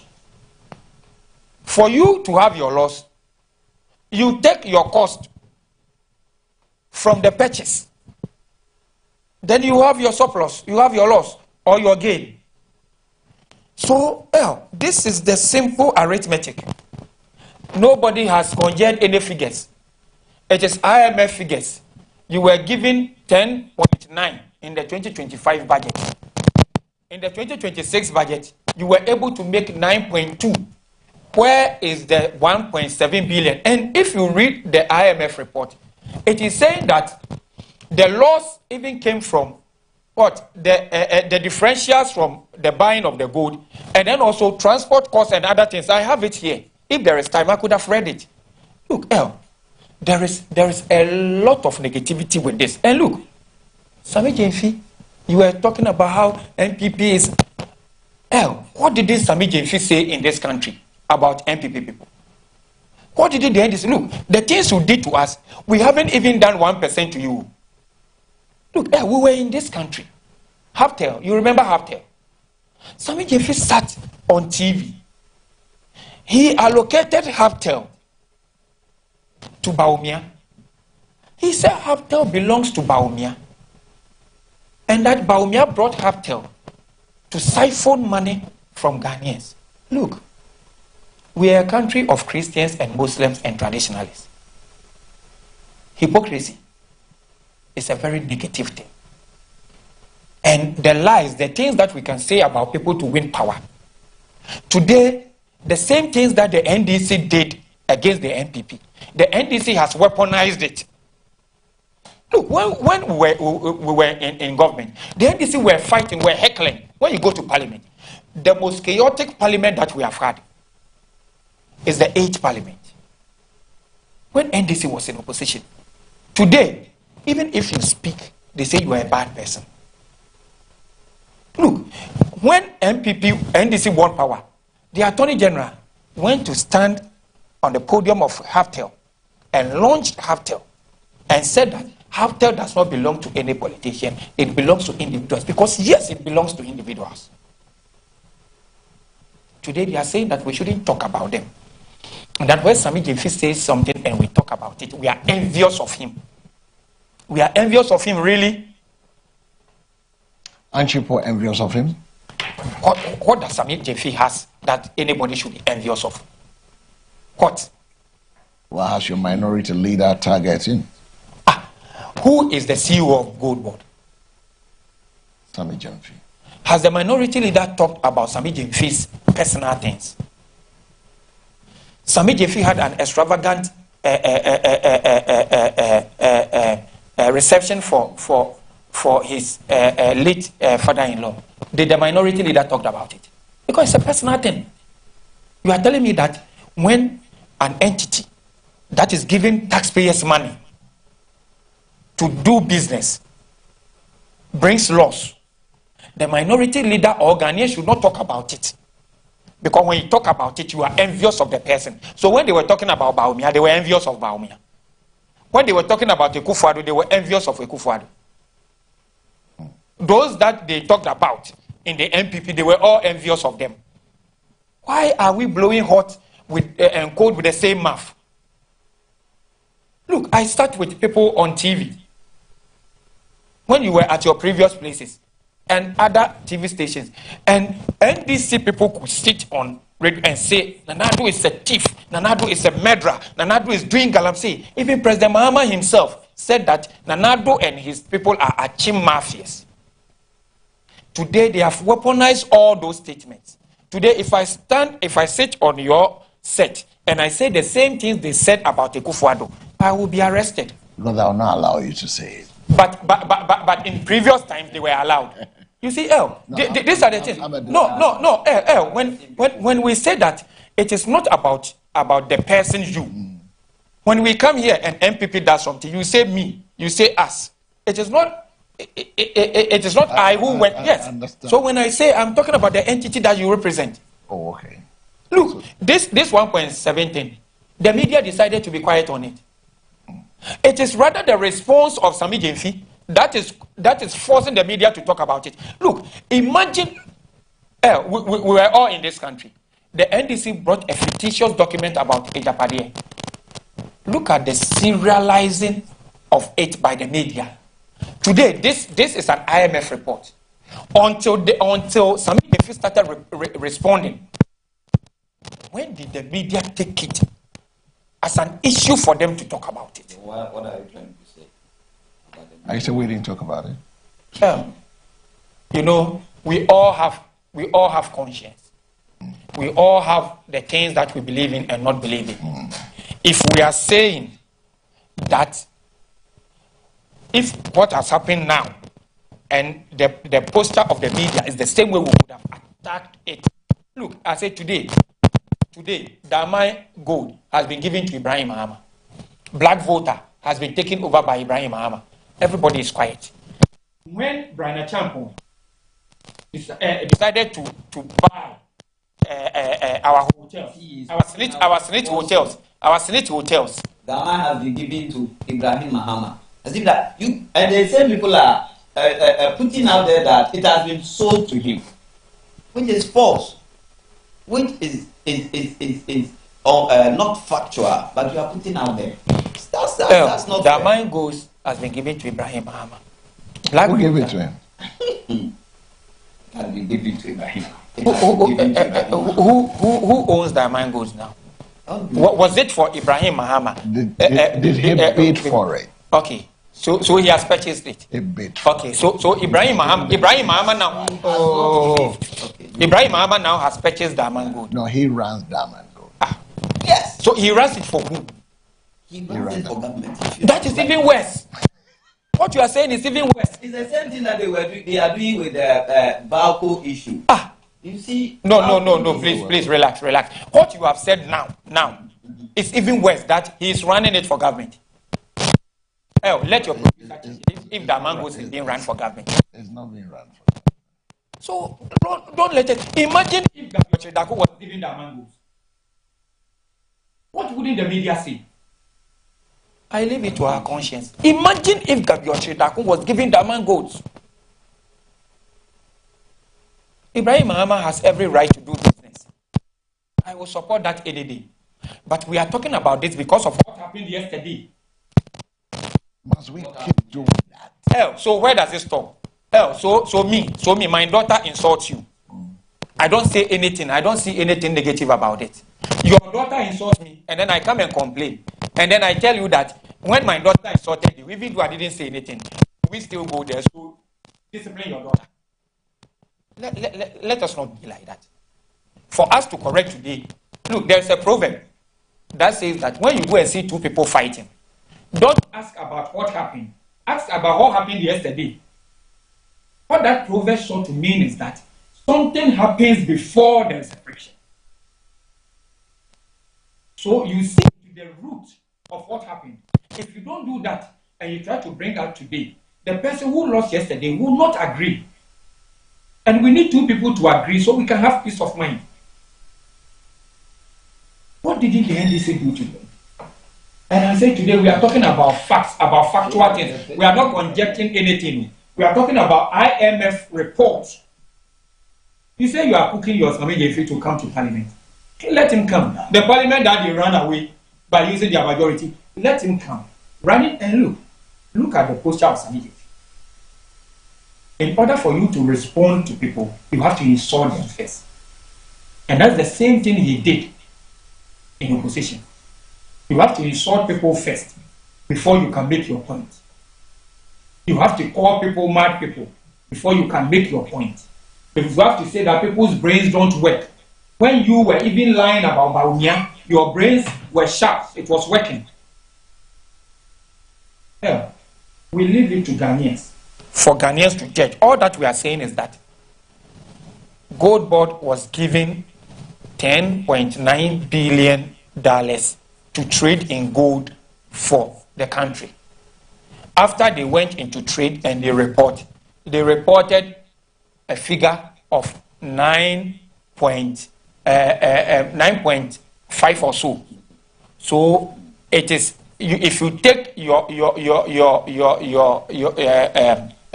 if you take what you got from what you were given, we are making a loss of 1.7, and that is what the IMF report said. And when you change 1.7 per the exchange rate, you get 22 billion Ghana cedis. Do you know what 1.7 could have done? It could have paid thousands of nurses for 30 years. It could pay thousands of teacher trainees for 30 years. You talked about 1.133. You go and stand in your constituency and tell your constituency that they are enjoying 133. You will see what they will do to you. All right, that's you will see what they will do to you. We just got 4 minutes, and then let me start 2 minutes with you, 2 minutes with him, and then we can say goodbye. So when my brother was talking, he said so many things, some of which were not factual. You know, he even said that the Gold Board is working under the BOG. They are under the BOG. He categorically Yes. made that statement, Yes. which is false, which is a palpable false. It's not correct. The Gold Board, since its inception in 2025, has been a buying agent. They were buying gold for the Bank of Ghana, but that doesn't tell us, or that doesn't mean that they are under the Bank of Ghana. And even as at now, from July up till now, the Gold Board is fully responsible for buying of and managing gold in this country. The Bank of Ghana and the Gold Board are separate entities. If the IMF wanted to refer to the loss to Gold Board, they would have done that. Okay? But they said the BOG, the Bank of Ghana. And as I told you, that these people are trying to just be mischievous. Why is it that they talk about these things and they don't talk about the part that the IMF mentioned, that because of the purchase of gold, you know, there are a lot of substantial gains were made for the country. And let me quote, I want to quote the IMF director directly from the report that they give out. And it says that the part of the IMF report briefing that supports the claim about DGPP, it says, quote, contribution to a build-up of international reserves and reduce pressure on the foreign exchange market during a difficult period of time in our economies. You understand? He said it boosted Ghana's international reserves and supported economic growth. Now, these are the things that we are talking about. And so the effects that they quoted, it means that because of the gold purchase program that the Gold Board did, because of that, it made our currency, you know, stable, quite stable against the dollar and then other major trading currencies in this world. That is why up till now, we have the dollar at Can I ask you a question? I want to ask this final question, then we can all say goodbye. Then I can have the Chief Executive Officer of ILAP joining me. Can you have an arrangement where one institution controls or executes the commercial transaction, another institution provides the money, and when transaction losses billions, the institution that provided the money carries the loss? And if that is what happened, is that good public sector risk management?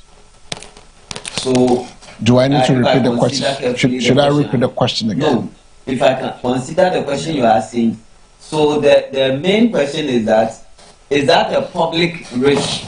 Yeah, the thing is, can you have an arrangement where one institution controls or executes commercial transaction? Another institution provides the money. Now, when transaction losses billions, the institution that provided the money carries the loss. If that is what happened, is that good public sector risk? Whether it is a good public sector risk management or not, I cannot sit here and say it.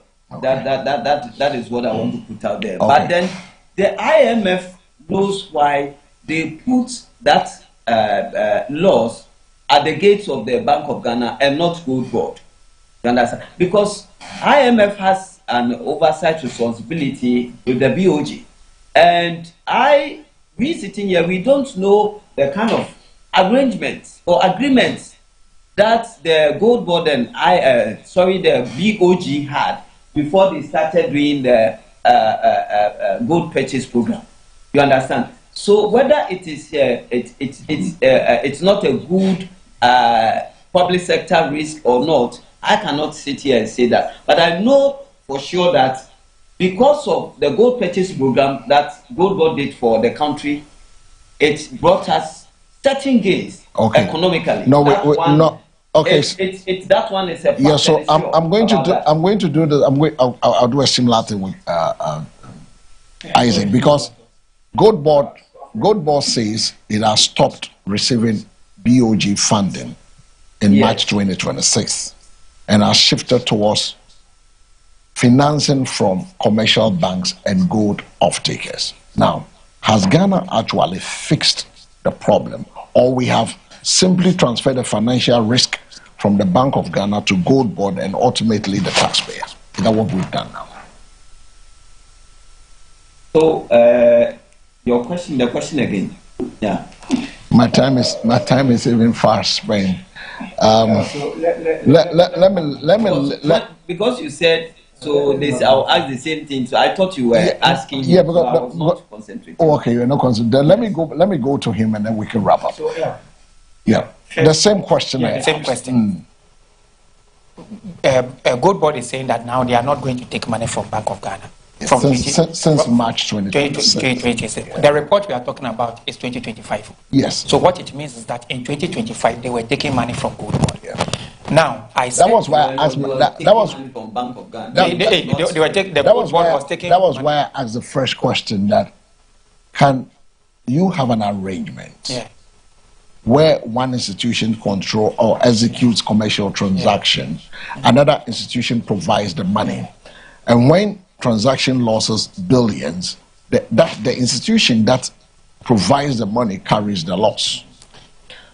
If that is what happened, is that good public sector risk management? That is not. Then I went ahead to ask that the Gold Board says it has stopped receiving BOG funding in March 2026 and has shifted towards financing from commercial banks and gold off-takers. Now, the question is, has Ghana actually fixed the problem? Or we simply transfer the financial risk from the Bank of Ghana to Gold Board and ultimately the taxpayer? Okay, so I'll talk about the last one first. The last one is that they have started this new arrangement. We can only talk about it, whether it is good for us or not, in 2027 when auditing report has been done. 2027 when auditing report has done, then we can compare it to when they were taking money from Bank of Ghana to see whether it is good for us or not. So what we can talk about is what the job that they have done already and what has come out of it. And when he started, he said that I have peddled falsehood, that it is not true that Gold Board is working under BOG. He said that.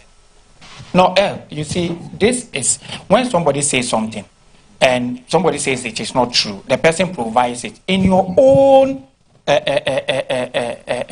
statement here. In your own assertion, you said that Bank of Ghana, if you are not under any entity, do you report to that entity? You don't. And Bank of Ghana didn't sell the gold.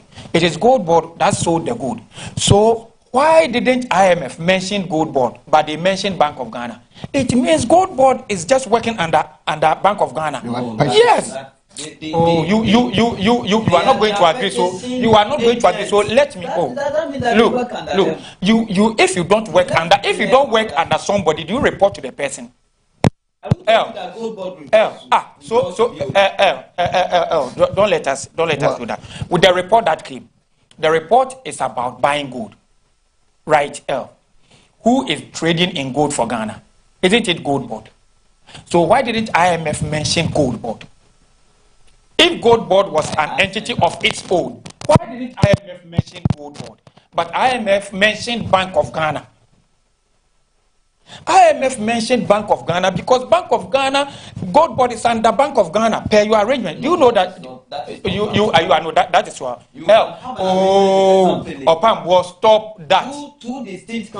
Stop that. It is all right, my time is running up. I need to leave the talk. But tell him to stop. Let me finish. Do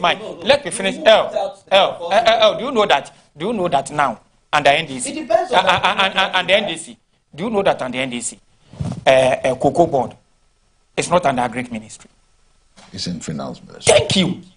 So under MPP, you are saying that it is not, and I'm giving you reference. Please don't do that. Look, under MPP, under MPP, Cocoa Board was under Ministry of Agric.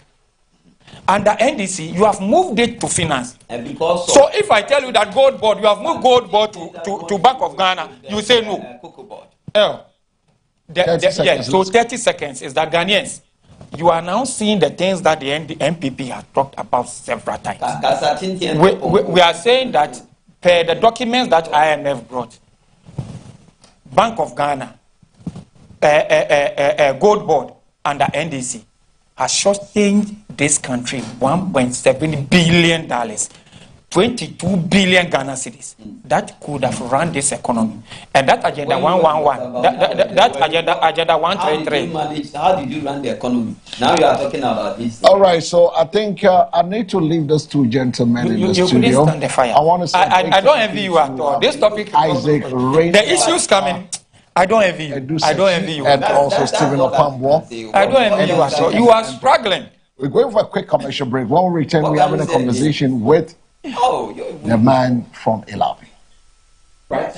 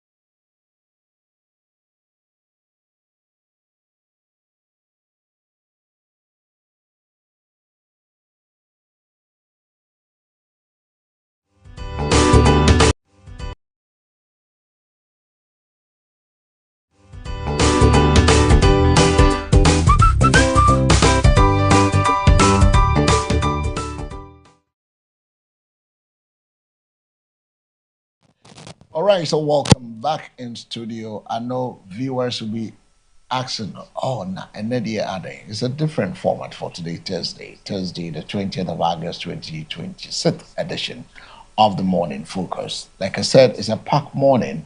If you're not, so I'm not I just gone by the conversation with a party rep from the NDC and then the MPP, Isaac Randolph Edusechi, who speaks for the MPP, a member of the communication team, the Crower constituency. We have Stephen Opamwo, a communication team member of the ruling National Democratic Congress, the NDC. It's now time for us to turn our attention to have another conversation in studios. Already seated is Peter Bismarck Kofi, the executive director in LAPI, with me. And I want to say a very good morning to you. Good morning, sir. And sorry for keeping you waiting. Oh, that's okay. Equally, I enjoy the conversation. LAPI Skills Summit. What is it about? Right, so we teach students to prepare some skills, mostly in digital, public speaking. Then we do robotics. Wow. Yeah, so I want to come and learn coding. Yeah, you can, but this is done annually at the University of Education. Oh yeah, you can join the trip. So we train over 1,000 almost every year. Okay, yeah. So this time around I'll join the trip. Now, when we talk about Ghana's economy, we often hear about GDP, inflation, interest rates, government revenue, and major investments. But beneath all those figures is another economy, one that starts before sun rises, and also is moving long after the former office have closed. It is the informal economy. The market woman selling food at dawn, the driver moving people across other cities, the mechanic, the carpenter, the mason, the seamstress, the barber, and also the hairdresser, the food vendor, the mobile money agent, and the small-scale trader, the young Ghanaian selling products online and making a living with it. These people may not always appear in the boardrooms of Ghana's economy, but they are the major part of the country's functions every day. Yet there's a contradiction here. Millions depend on the informal economy for their livelihood, but many informal workers remain without adequate access to affordable credits, pensions, insurance, and also the protection and business supports. Now the question is, at the same time, government wants more revenue, more businesses to formalize, register, pay taxes, and contribute to the national development. So this morning, we want to ask questions to help us unfold the fundamental question that will help us build up this conversation. Who really benefits from Ghana's informal economy?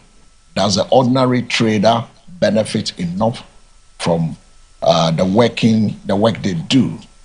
Does the consumer benefit through the affordable goods and also services they get? Another question is, does government benefit more through taxes, levies, and fees? Or the millions of the Ghanaians simply working hard every day without building enough wealth or financial security for themselves? So this is where we find ourselves. Maybe perhaps the bigger question is, if the informal sector is so important to Ghana's economy, why do so many people within it remain economically vulnerable? That's a very interesting question. The overview is very interesting.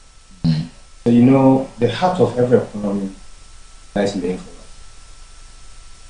Yes, there have been other countries, especially developed countries, that have smaller informal sectors. China having between 7 to 12%. Switzerland having between 8 to 9%.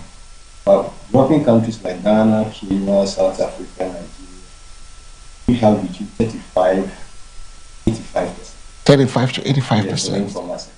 Wow. So developing economies have a larger informal sector. But I say it's the heart of the economy because it's where we are able to determine economic activity that will generate income and prosperity, from which we can then formalize or call for formalization. So I'll give a very technical example that will be with Okada. Yeah. You know, Okada used to be highly informal. Government saw that, look, there's going to be enough revenue that can be generated from that side. What do we do? Let's formalize it.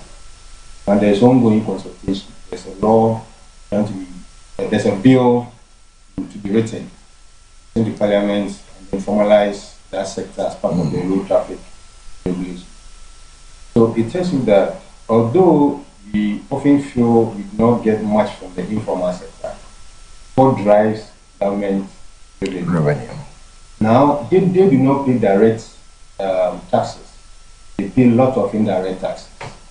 Though somehow, to some extent, they pay direct taxes because there's a 2% GDP tax component when it comes to informal sector.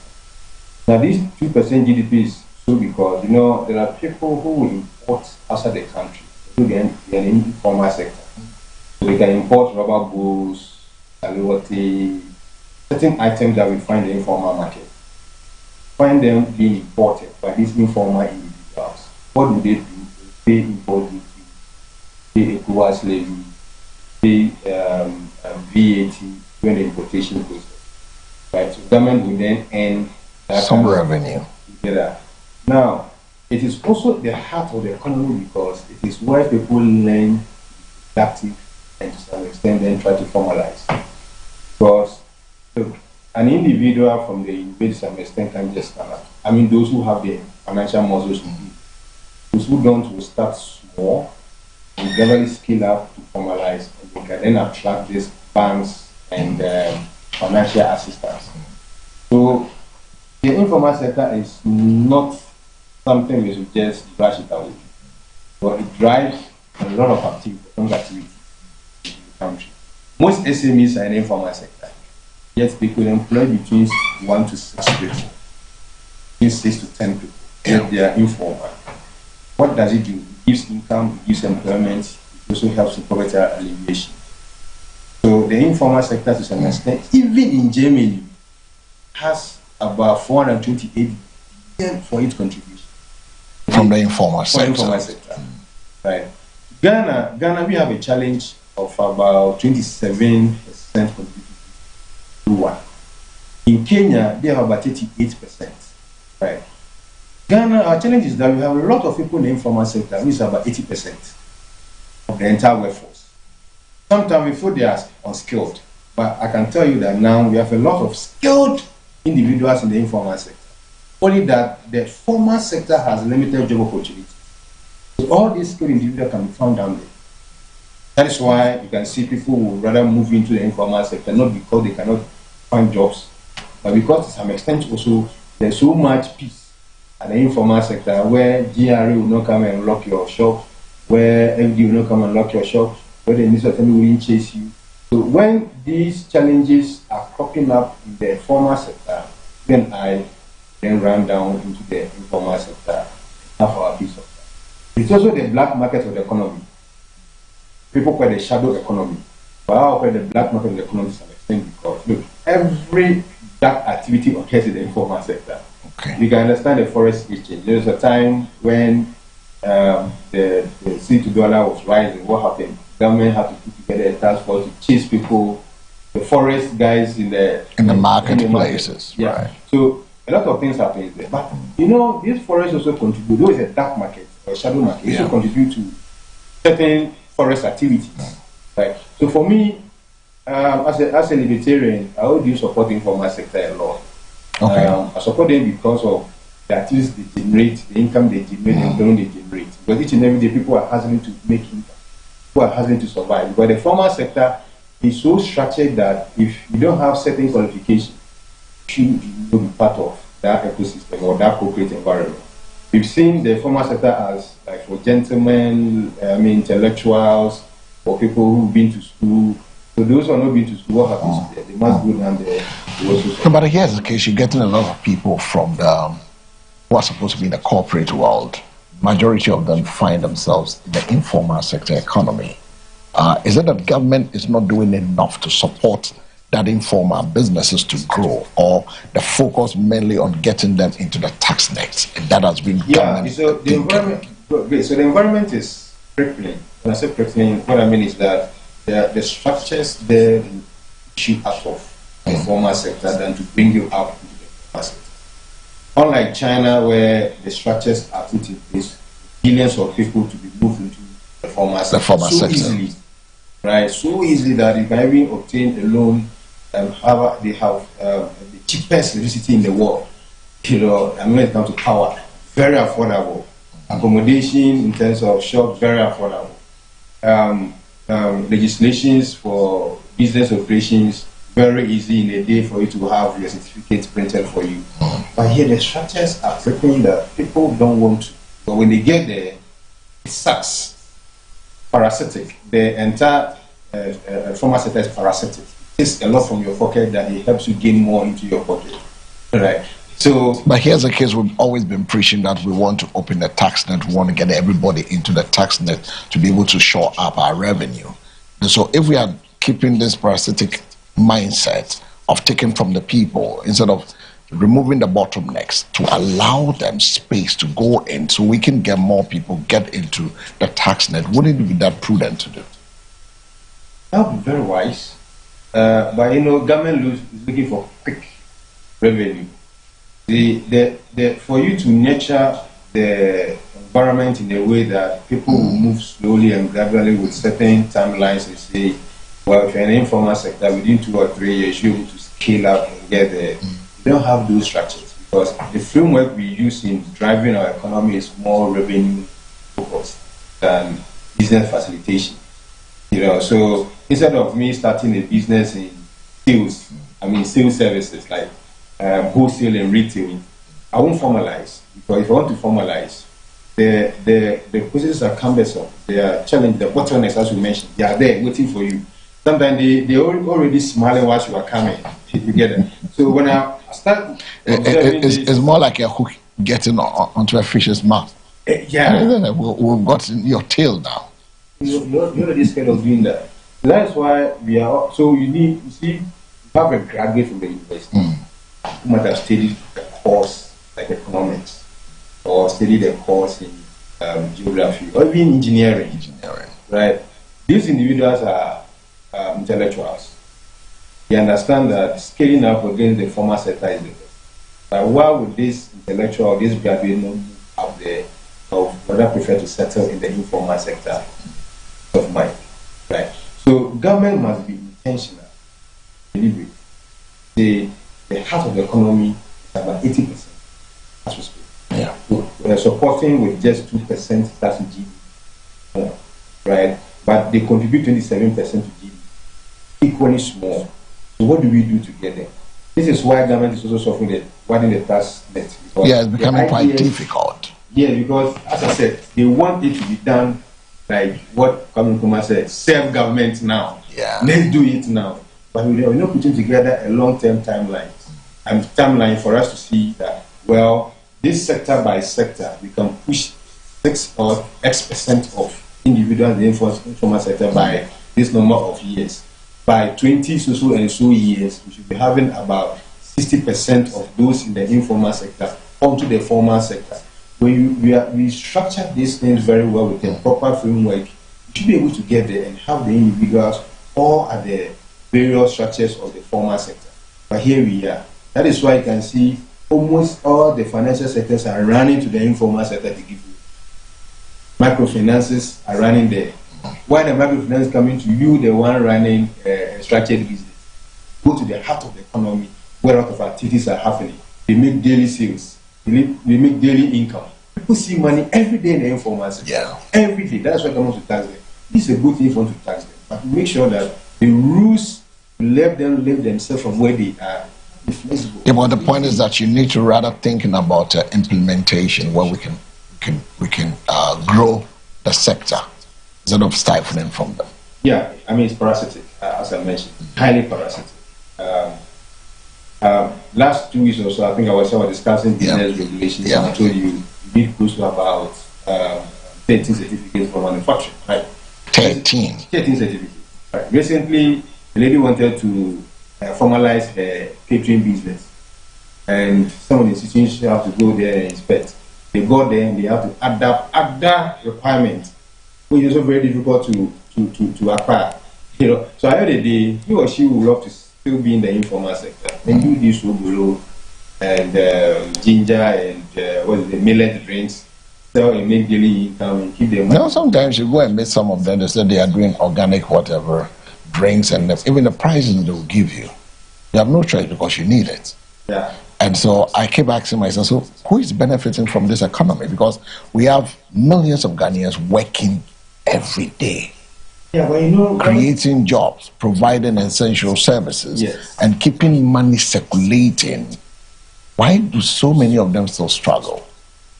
Well, you see, the word struggle to struggle to achieve financial security. In the sense that I think our banks, financial institutions are not taking advantage of those sectors. It's also because we don't understand the informal sector activities so well. Okay. We, as I said, we are focused on generating revenues. If a bank really want to go there and support an informal business entity, the focus is we want to take from you. The focus is to get more money from. I want to get my target. I will give a target of maybe 1 million Ghana cedis, so I need to get a target. So I have to go there, do things that will keep them, bring their money to me instead of me helping them grow up. Personally, I've been to the bank. My entrepreneurial meetings. And look, I was told that I needed a lot of certain documents, and they can give me around 300,000 Ghana cedis. And 300,000 Ghana cedis have to provide turnovers, a threshold of a turnover close to about 9,000 Ghana cedis, or they should be consistent with about a year, 6 months to a year. So if it happens that way, I'll still be in the informal sector and get my daily income so that I can just survive. Because the informal sector is a place of survival. But remember, they're also very rich. Yeah. Although they pay direct taxes to the state, you mentioned who benefits. Government benefits. Right? Society benefits. Society includes you and I. Yeah, we buy from them. We all do benefit. So we cannot only say that government is not benefiting from the informal sector.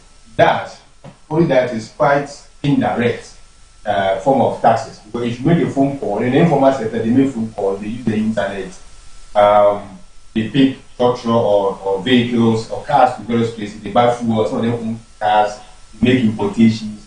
So government indirectly benefit from them, unlike where GRA will move in and pay direct taxes and pay direct taxes to the states. That's not the case. They government equally benefit from that. I mentioned that Germany is about 428 billion, right?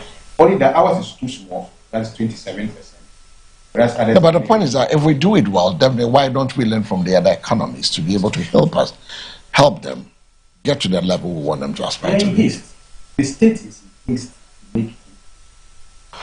If you read most of the articles around informal sector globally, most of them were intentional, and there were timelines to push X number of individuals in the informal sector to the formal sector. But as we say, we want to open the tax nets, and within 4 years, we want to start. And the point is that we're not doing anything about we are doing anything. Expanding the tax nets. So what are you doing about it? We are rather going to Parliament and amending our fees and charges each and every day. Now you can see NIA, they have a prestige cost of about 700 to 600 to 700 Ghana cedis if you want the Ghana card. Now, someone in the informal sector would love this Ghana card would love to have a Ghana card for transactions. Go to the district assembly for it for free, you are frustrated. So what happens? You have to sum up the prestige. He or she is not having that funds from the informal sector to do that, and still be in the informal sector. You see, by the time you say, well, quickly go to the district assembly, make sure that within 2 days you have a Ghana card. Many people will have it. You will then sign up into the banking products, sign up the insurance products, sign up to the pension products. But without a Ghana card, you can't have a bank account. You don't have a SIM card. And SIM card is now a priority. Yeah. For your business. For your business, for everything. And without Ghana card, you can't have it. And look at the prestige prices we have put there for individuals who want that.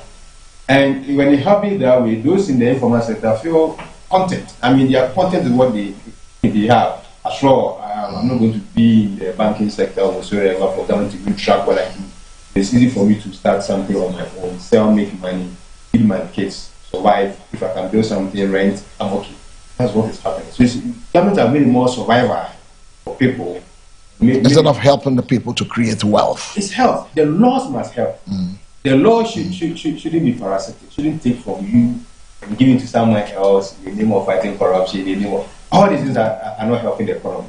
So I think we have to make sure that 80% of Ghana's workforce, the informal sector, low wage, underemployment in the informal sector.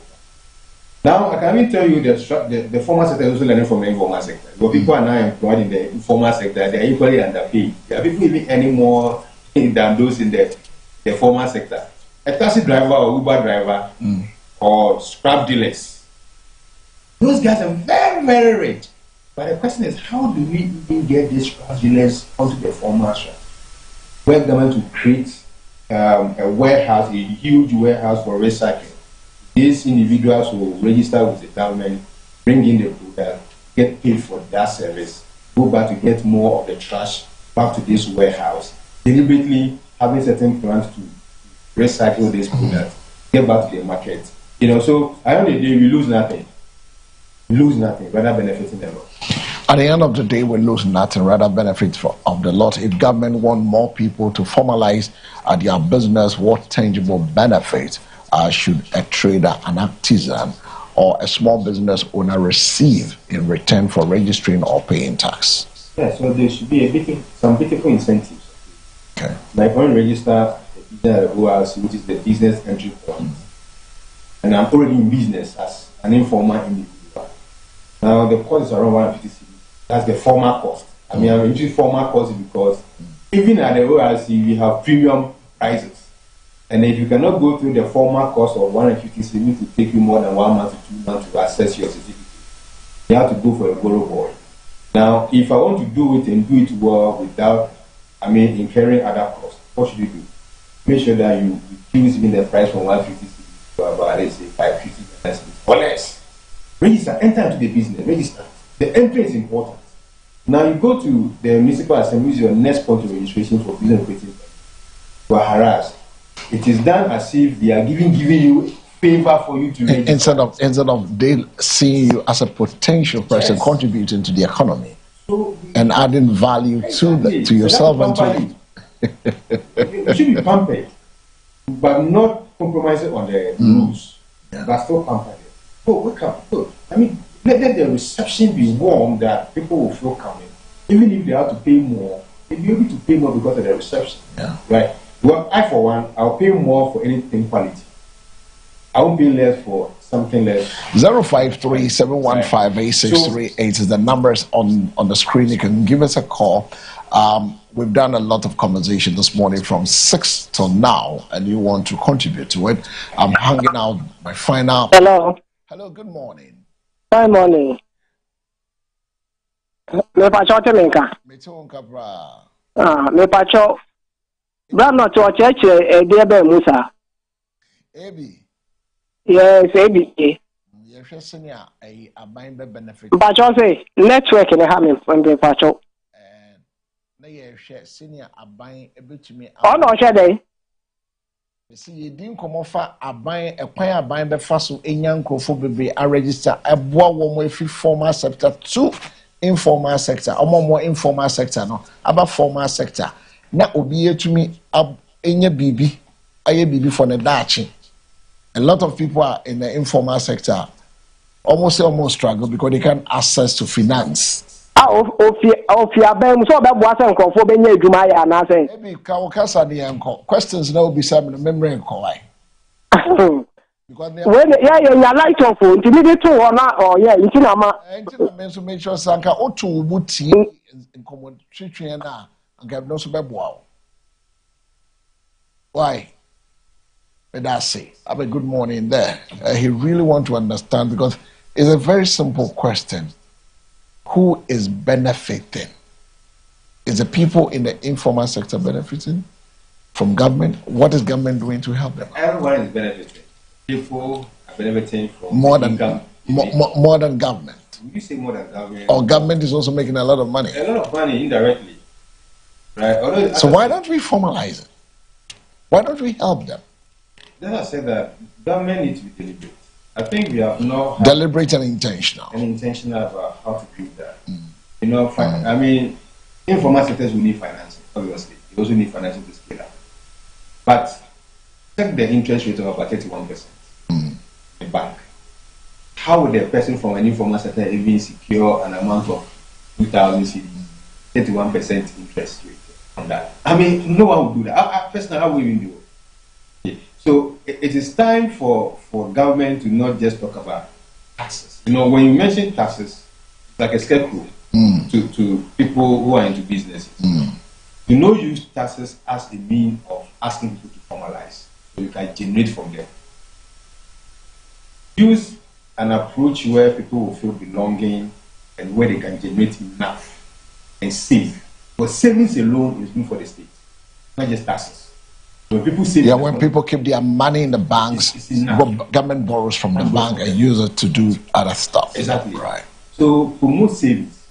Let people go into savings. Let people enjoy the need for them to have money saved in the banks or whatever other platform or banking product or insurance. In that case, people will save, they will send it there, you can borrow from that you mentioned. On the other hand, ensure the rules are relaxed. Do not take them. Yes, we believe there are regulations. These are very important for safety, consumer protection. These are key things. Let it be there. And relax them. I don't have to run all over the country for me to formalize a business that where my family can survive on. No, I shouldn't do that. We're running around for all these businesses, including my capital and savings that I have to use to establish a business. When these funds are taken away from me, what happens to me? It's zero. And 30% of every capital investment goes into registration in Ghana. 30%. Wow. So you have 10,000 cedis to start a pure water business that just sales. I have to use close to about 20-30% of that for formalization. Which is too much. It's about 3,000 Ghana cedis. Boom.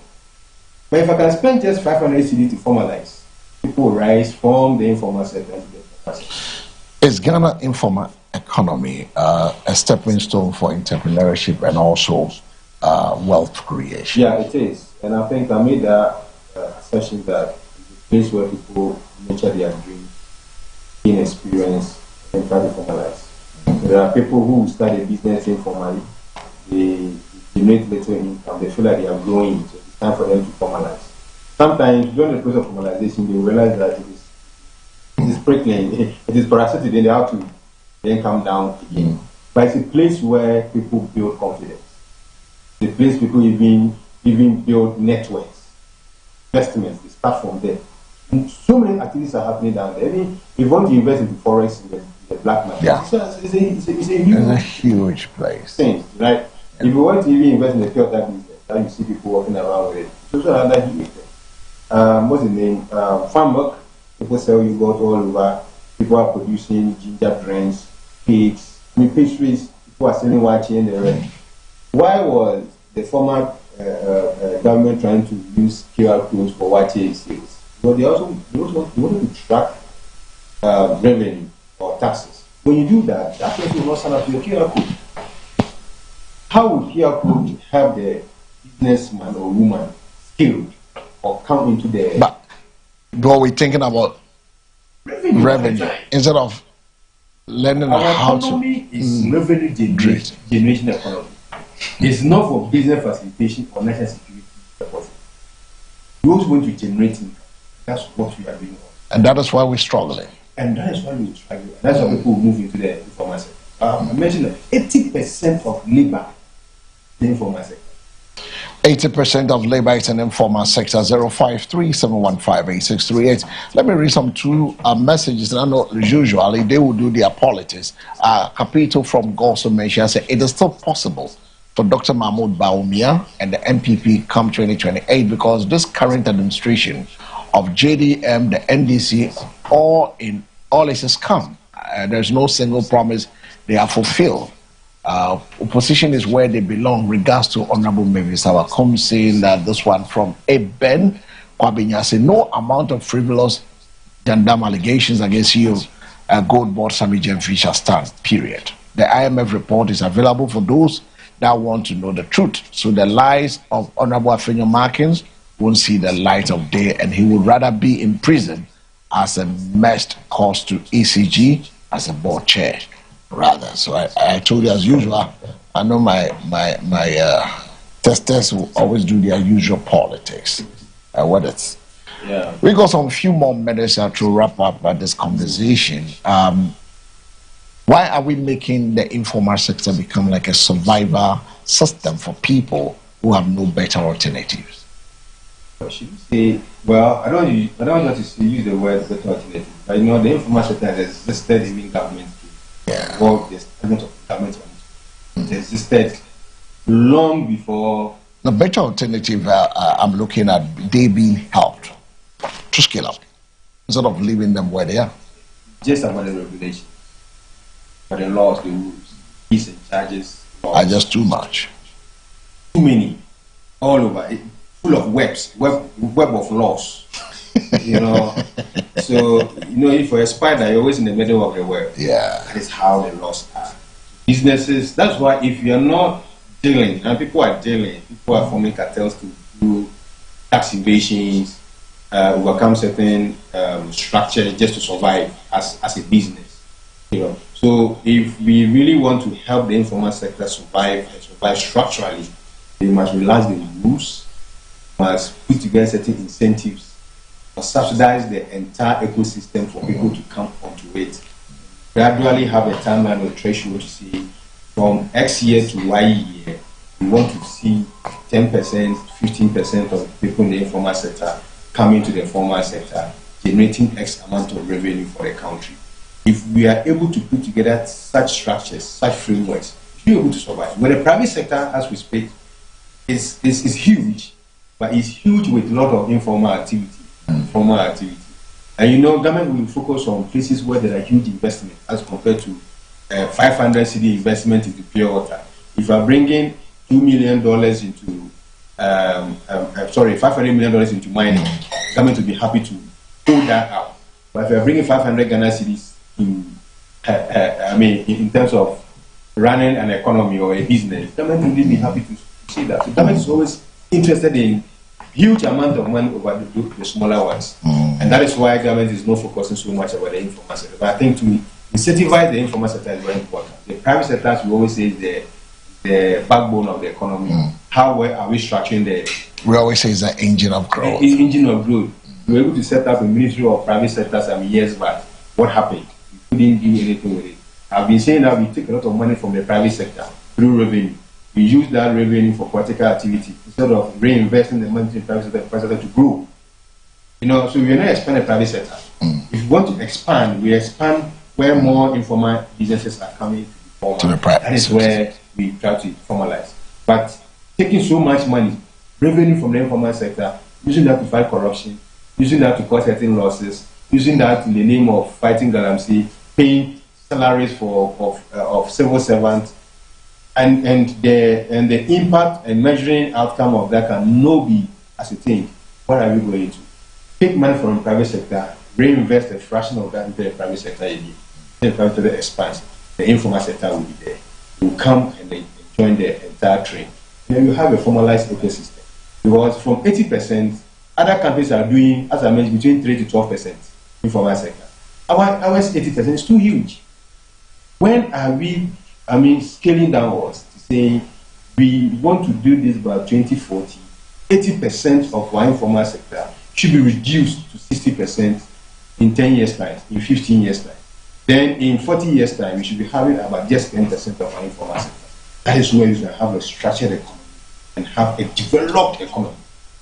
So we are still underdeveloped. That's why we are saying developing country. We are still there because our informal economy is so. And every day, people are pushing money there. NGOs are sending money to the informal sector in the name of helping the vulnerable all the time. Government is investing in the informal sector with school feeding programs, with Maslock, trying to help people formalize. How many people have been able to formalize and join the formal structures with Maslock? Easy. So all investments put in there must be measured. If you are not measuring them, they are making a huge loss in taking up the people from the informal sector. I said the formal sector. That's why I'm saying that if the rules and regulation are breaking, people will still stay there. And they will stay there and stay there until they have a relaxed get up there to join the corporate world. Right, so we'll be hanging out on Peter Bismarck Kofi, the executive director of ELAPI. We're looking who really benefits from the informal sector. And I believe that this has been a very insightful conversation. But the presidential advisor on the 24-hour economy and accelerated export development, Guzi Tando, has distanced his outreach from government controversial 24-hour market project.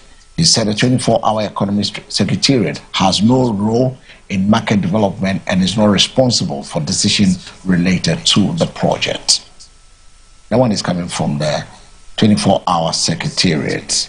I ain't seen Bibri. I just oh yeah, I ain't seen the markets are also commission. I mean, they are sort of cut by sometimes the president. Yeah. The president cut one sorry to Yeah. So what are the lapses? I mean, well, the Ghana Grid Company Limited, GridCo, has attributed a widespread of power outages recorded across parts of the country today, August 29, as a major fault in the Akosombo water transmission line. According to GridCo, the fault occurred approximately around 4:30 a.m. and triggered the automatic shutdown of the Akosombo generating unit and some thermal generating plants. The company said automatic tripling was part of the protection mechanism designed to safeguard the stability and integrity of the national interconnected transmission system. Munyanka says, Adiano. But that is why we have power outages across the entire country today. It started 4 a.m. I was on my way to work when it went off. So that is the story. Galamsey fight must go beyond empty slogans. It requires cautious effort. Methodist Church have also read into the story. 0537158638. Before I pick Peter's final messages, I've got some few. Would you allow me to do some birthday wishes? Then we can wrap up. Because I can see you off. Here's my final guest for this morning on the Morning Focus. And so I want to say a big thank you to the following people celebrating their birthday today. And this is Seriam Brahma. That's a friend and a brother at MTN Ghana, Sule Brahma. The daughter birthday is today.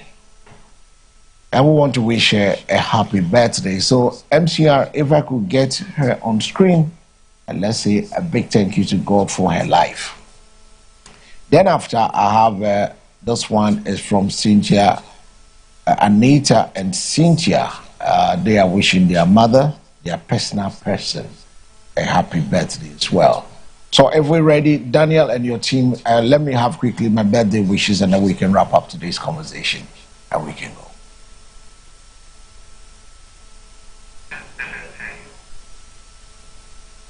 I'm saying that let's do the birthday so we can wrap up for today's, and then we go. You have a few minutes to go, so let's go. I'm bringing 3 birthdays. One is Bright Fosu. Yeah, so this is a friend, daughter celebrating a birthday today, and you know we have our slogan here. We talks about. Teriam, today is your birthday. May this new chapter of your life be filled with God's grace, favor, good health, peace, and abundant blessings. May every door you need open at the right time, and may your efforts produce beautiful results. May you continue to grow in wisdom, strength, purpose. May your dream becomes reality, and may you always have reasons to smile and be grateful. From your father, wishing you happy birthday, wishing you a truly blessed and a successful year ahead. So we say happy birthday to Sarah Brahma. Now moving on is a man I love so much. He's a friend and a brother in the person of Bright Fosu. Wishing you a beautiful year filled with God's blessings, good health, great opportunities, peace, and abundant success. May every dream in your heart find expression. And may this new chapter bring you closer to everything you desire. Keep shining, keep growing, and keep being the amazing person you are. Happy birthday once again, Bright Fosu. May your best days be ahead of you. And the final one is from Anita and Cynthia. And they are wishing their mother, they say, happy birthday to our personal person, our prayer warrior, our love. We thank you for all the sacrifices and the love. We pray for long life, good health from your daughters, Anita and Cynthia Reno. They're wishing their mother long life, good health, and plenty money. And that is it for this morning's birthday wishes. Okay. All right, so I hear there's another birthday wish, and this one is from Thompson. And it says, happy birthday to you, Style. Today is a beautiful reminder of how special and valuable you are. As you celebrate another wonderful year of your life, I pray that this new chapter brings you greater happiness, peace, good health, success, and countless reasons to smile. May God continue to guide your steps, protect you wherever you go. Bless everything you put your hands to do. May every dream in your heart gradually become a beautiful reality. And may every challenge you face become a testimony of God's faithfulness. May doors of opportunities open for you in places you never expected. And may you receive favor from God and from people. And this one is from Thompson to Sly. So that is it for this morning. Let me pick your final comments on the subject, and then we go. Right. So what I want to say is that we have to be deliberate about our tax. It's ensuring that a lot of people on the tax net, a lot of people in the structured economy, really deliberate to put together structures that will help businesses formalize, not to formal sector. Again, government must also put in place incentives, not necessarily tax subsidies. Okay. Put together targeted framework where individuals in the formal sector love to be part of the country. We can build and develop. So we can build a developed economy, and that is what everybody, the Ghana we all expecting to be, not the Ghana we have now, but the Ghana we are expecting in tomorrow. And that brings us to the end of today's morning focus. And we have explored the issues that matter from Ghana's tourism potential and the informal sector economy to gold board politics and the economy, the everyday realities facing the ordinary Ghanaian. Remember, the conversation does not end when the program ends. Your voice, your experiences, and your perspective matter. Thank you for joining me. I am L. Samuels. Have a productive, safe, blessed Thursday. Keep informed, keep asking questions, and keep believing in Ghana. I want to say a big thank you to my guest this morning. The final guest on is called Mr. Bismarck. Peter Bismarck Coffee is the executive director of Ilapi. They do a lot of stuff. You can always contact him, be it training, be it workshops, whatever. He told you something about coding and also digital marketing. You can always get hooked up within the offices in Tema, right? Yeah. Did I get it? Community 5, No, Community 2, the offices in Community 2. So this has been your morning focus, where the issues are discussed, the questions are asked, and your voice count. Until next time, stay safe, stay blessed, and say a prayer with every heartbeat. Good morning.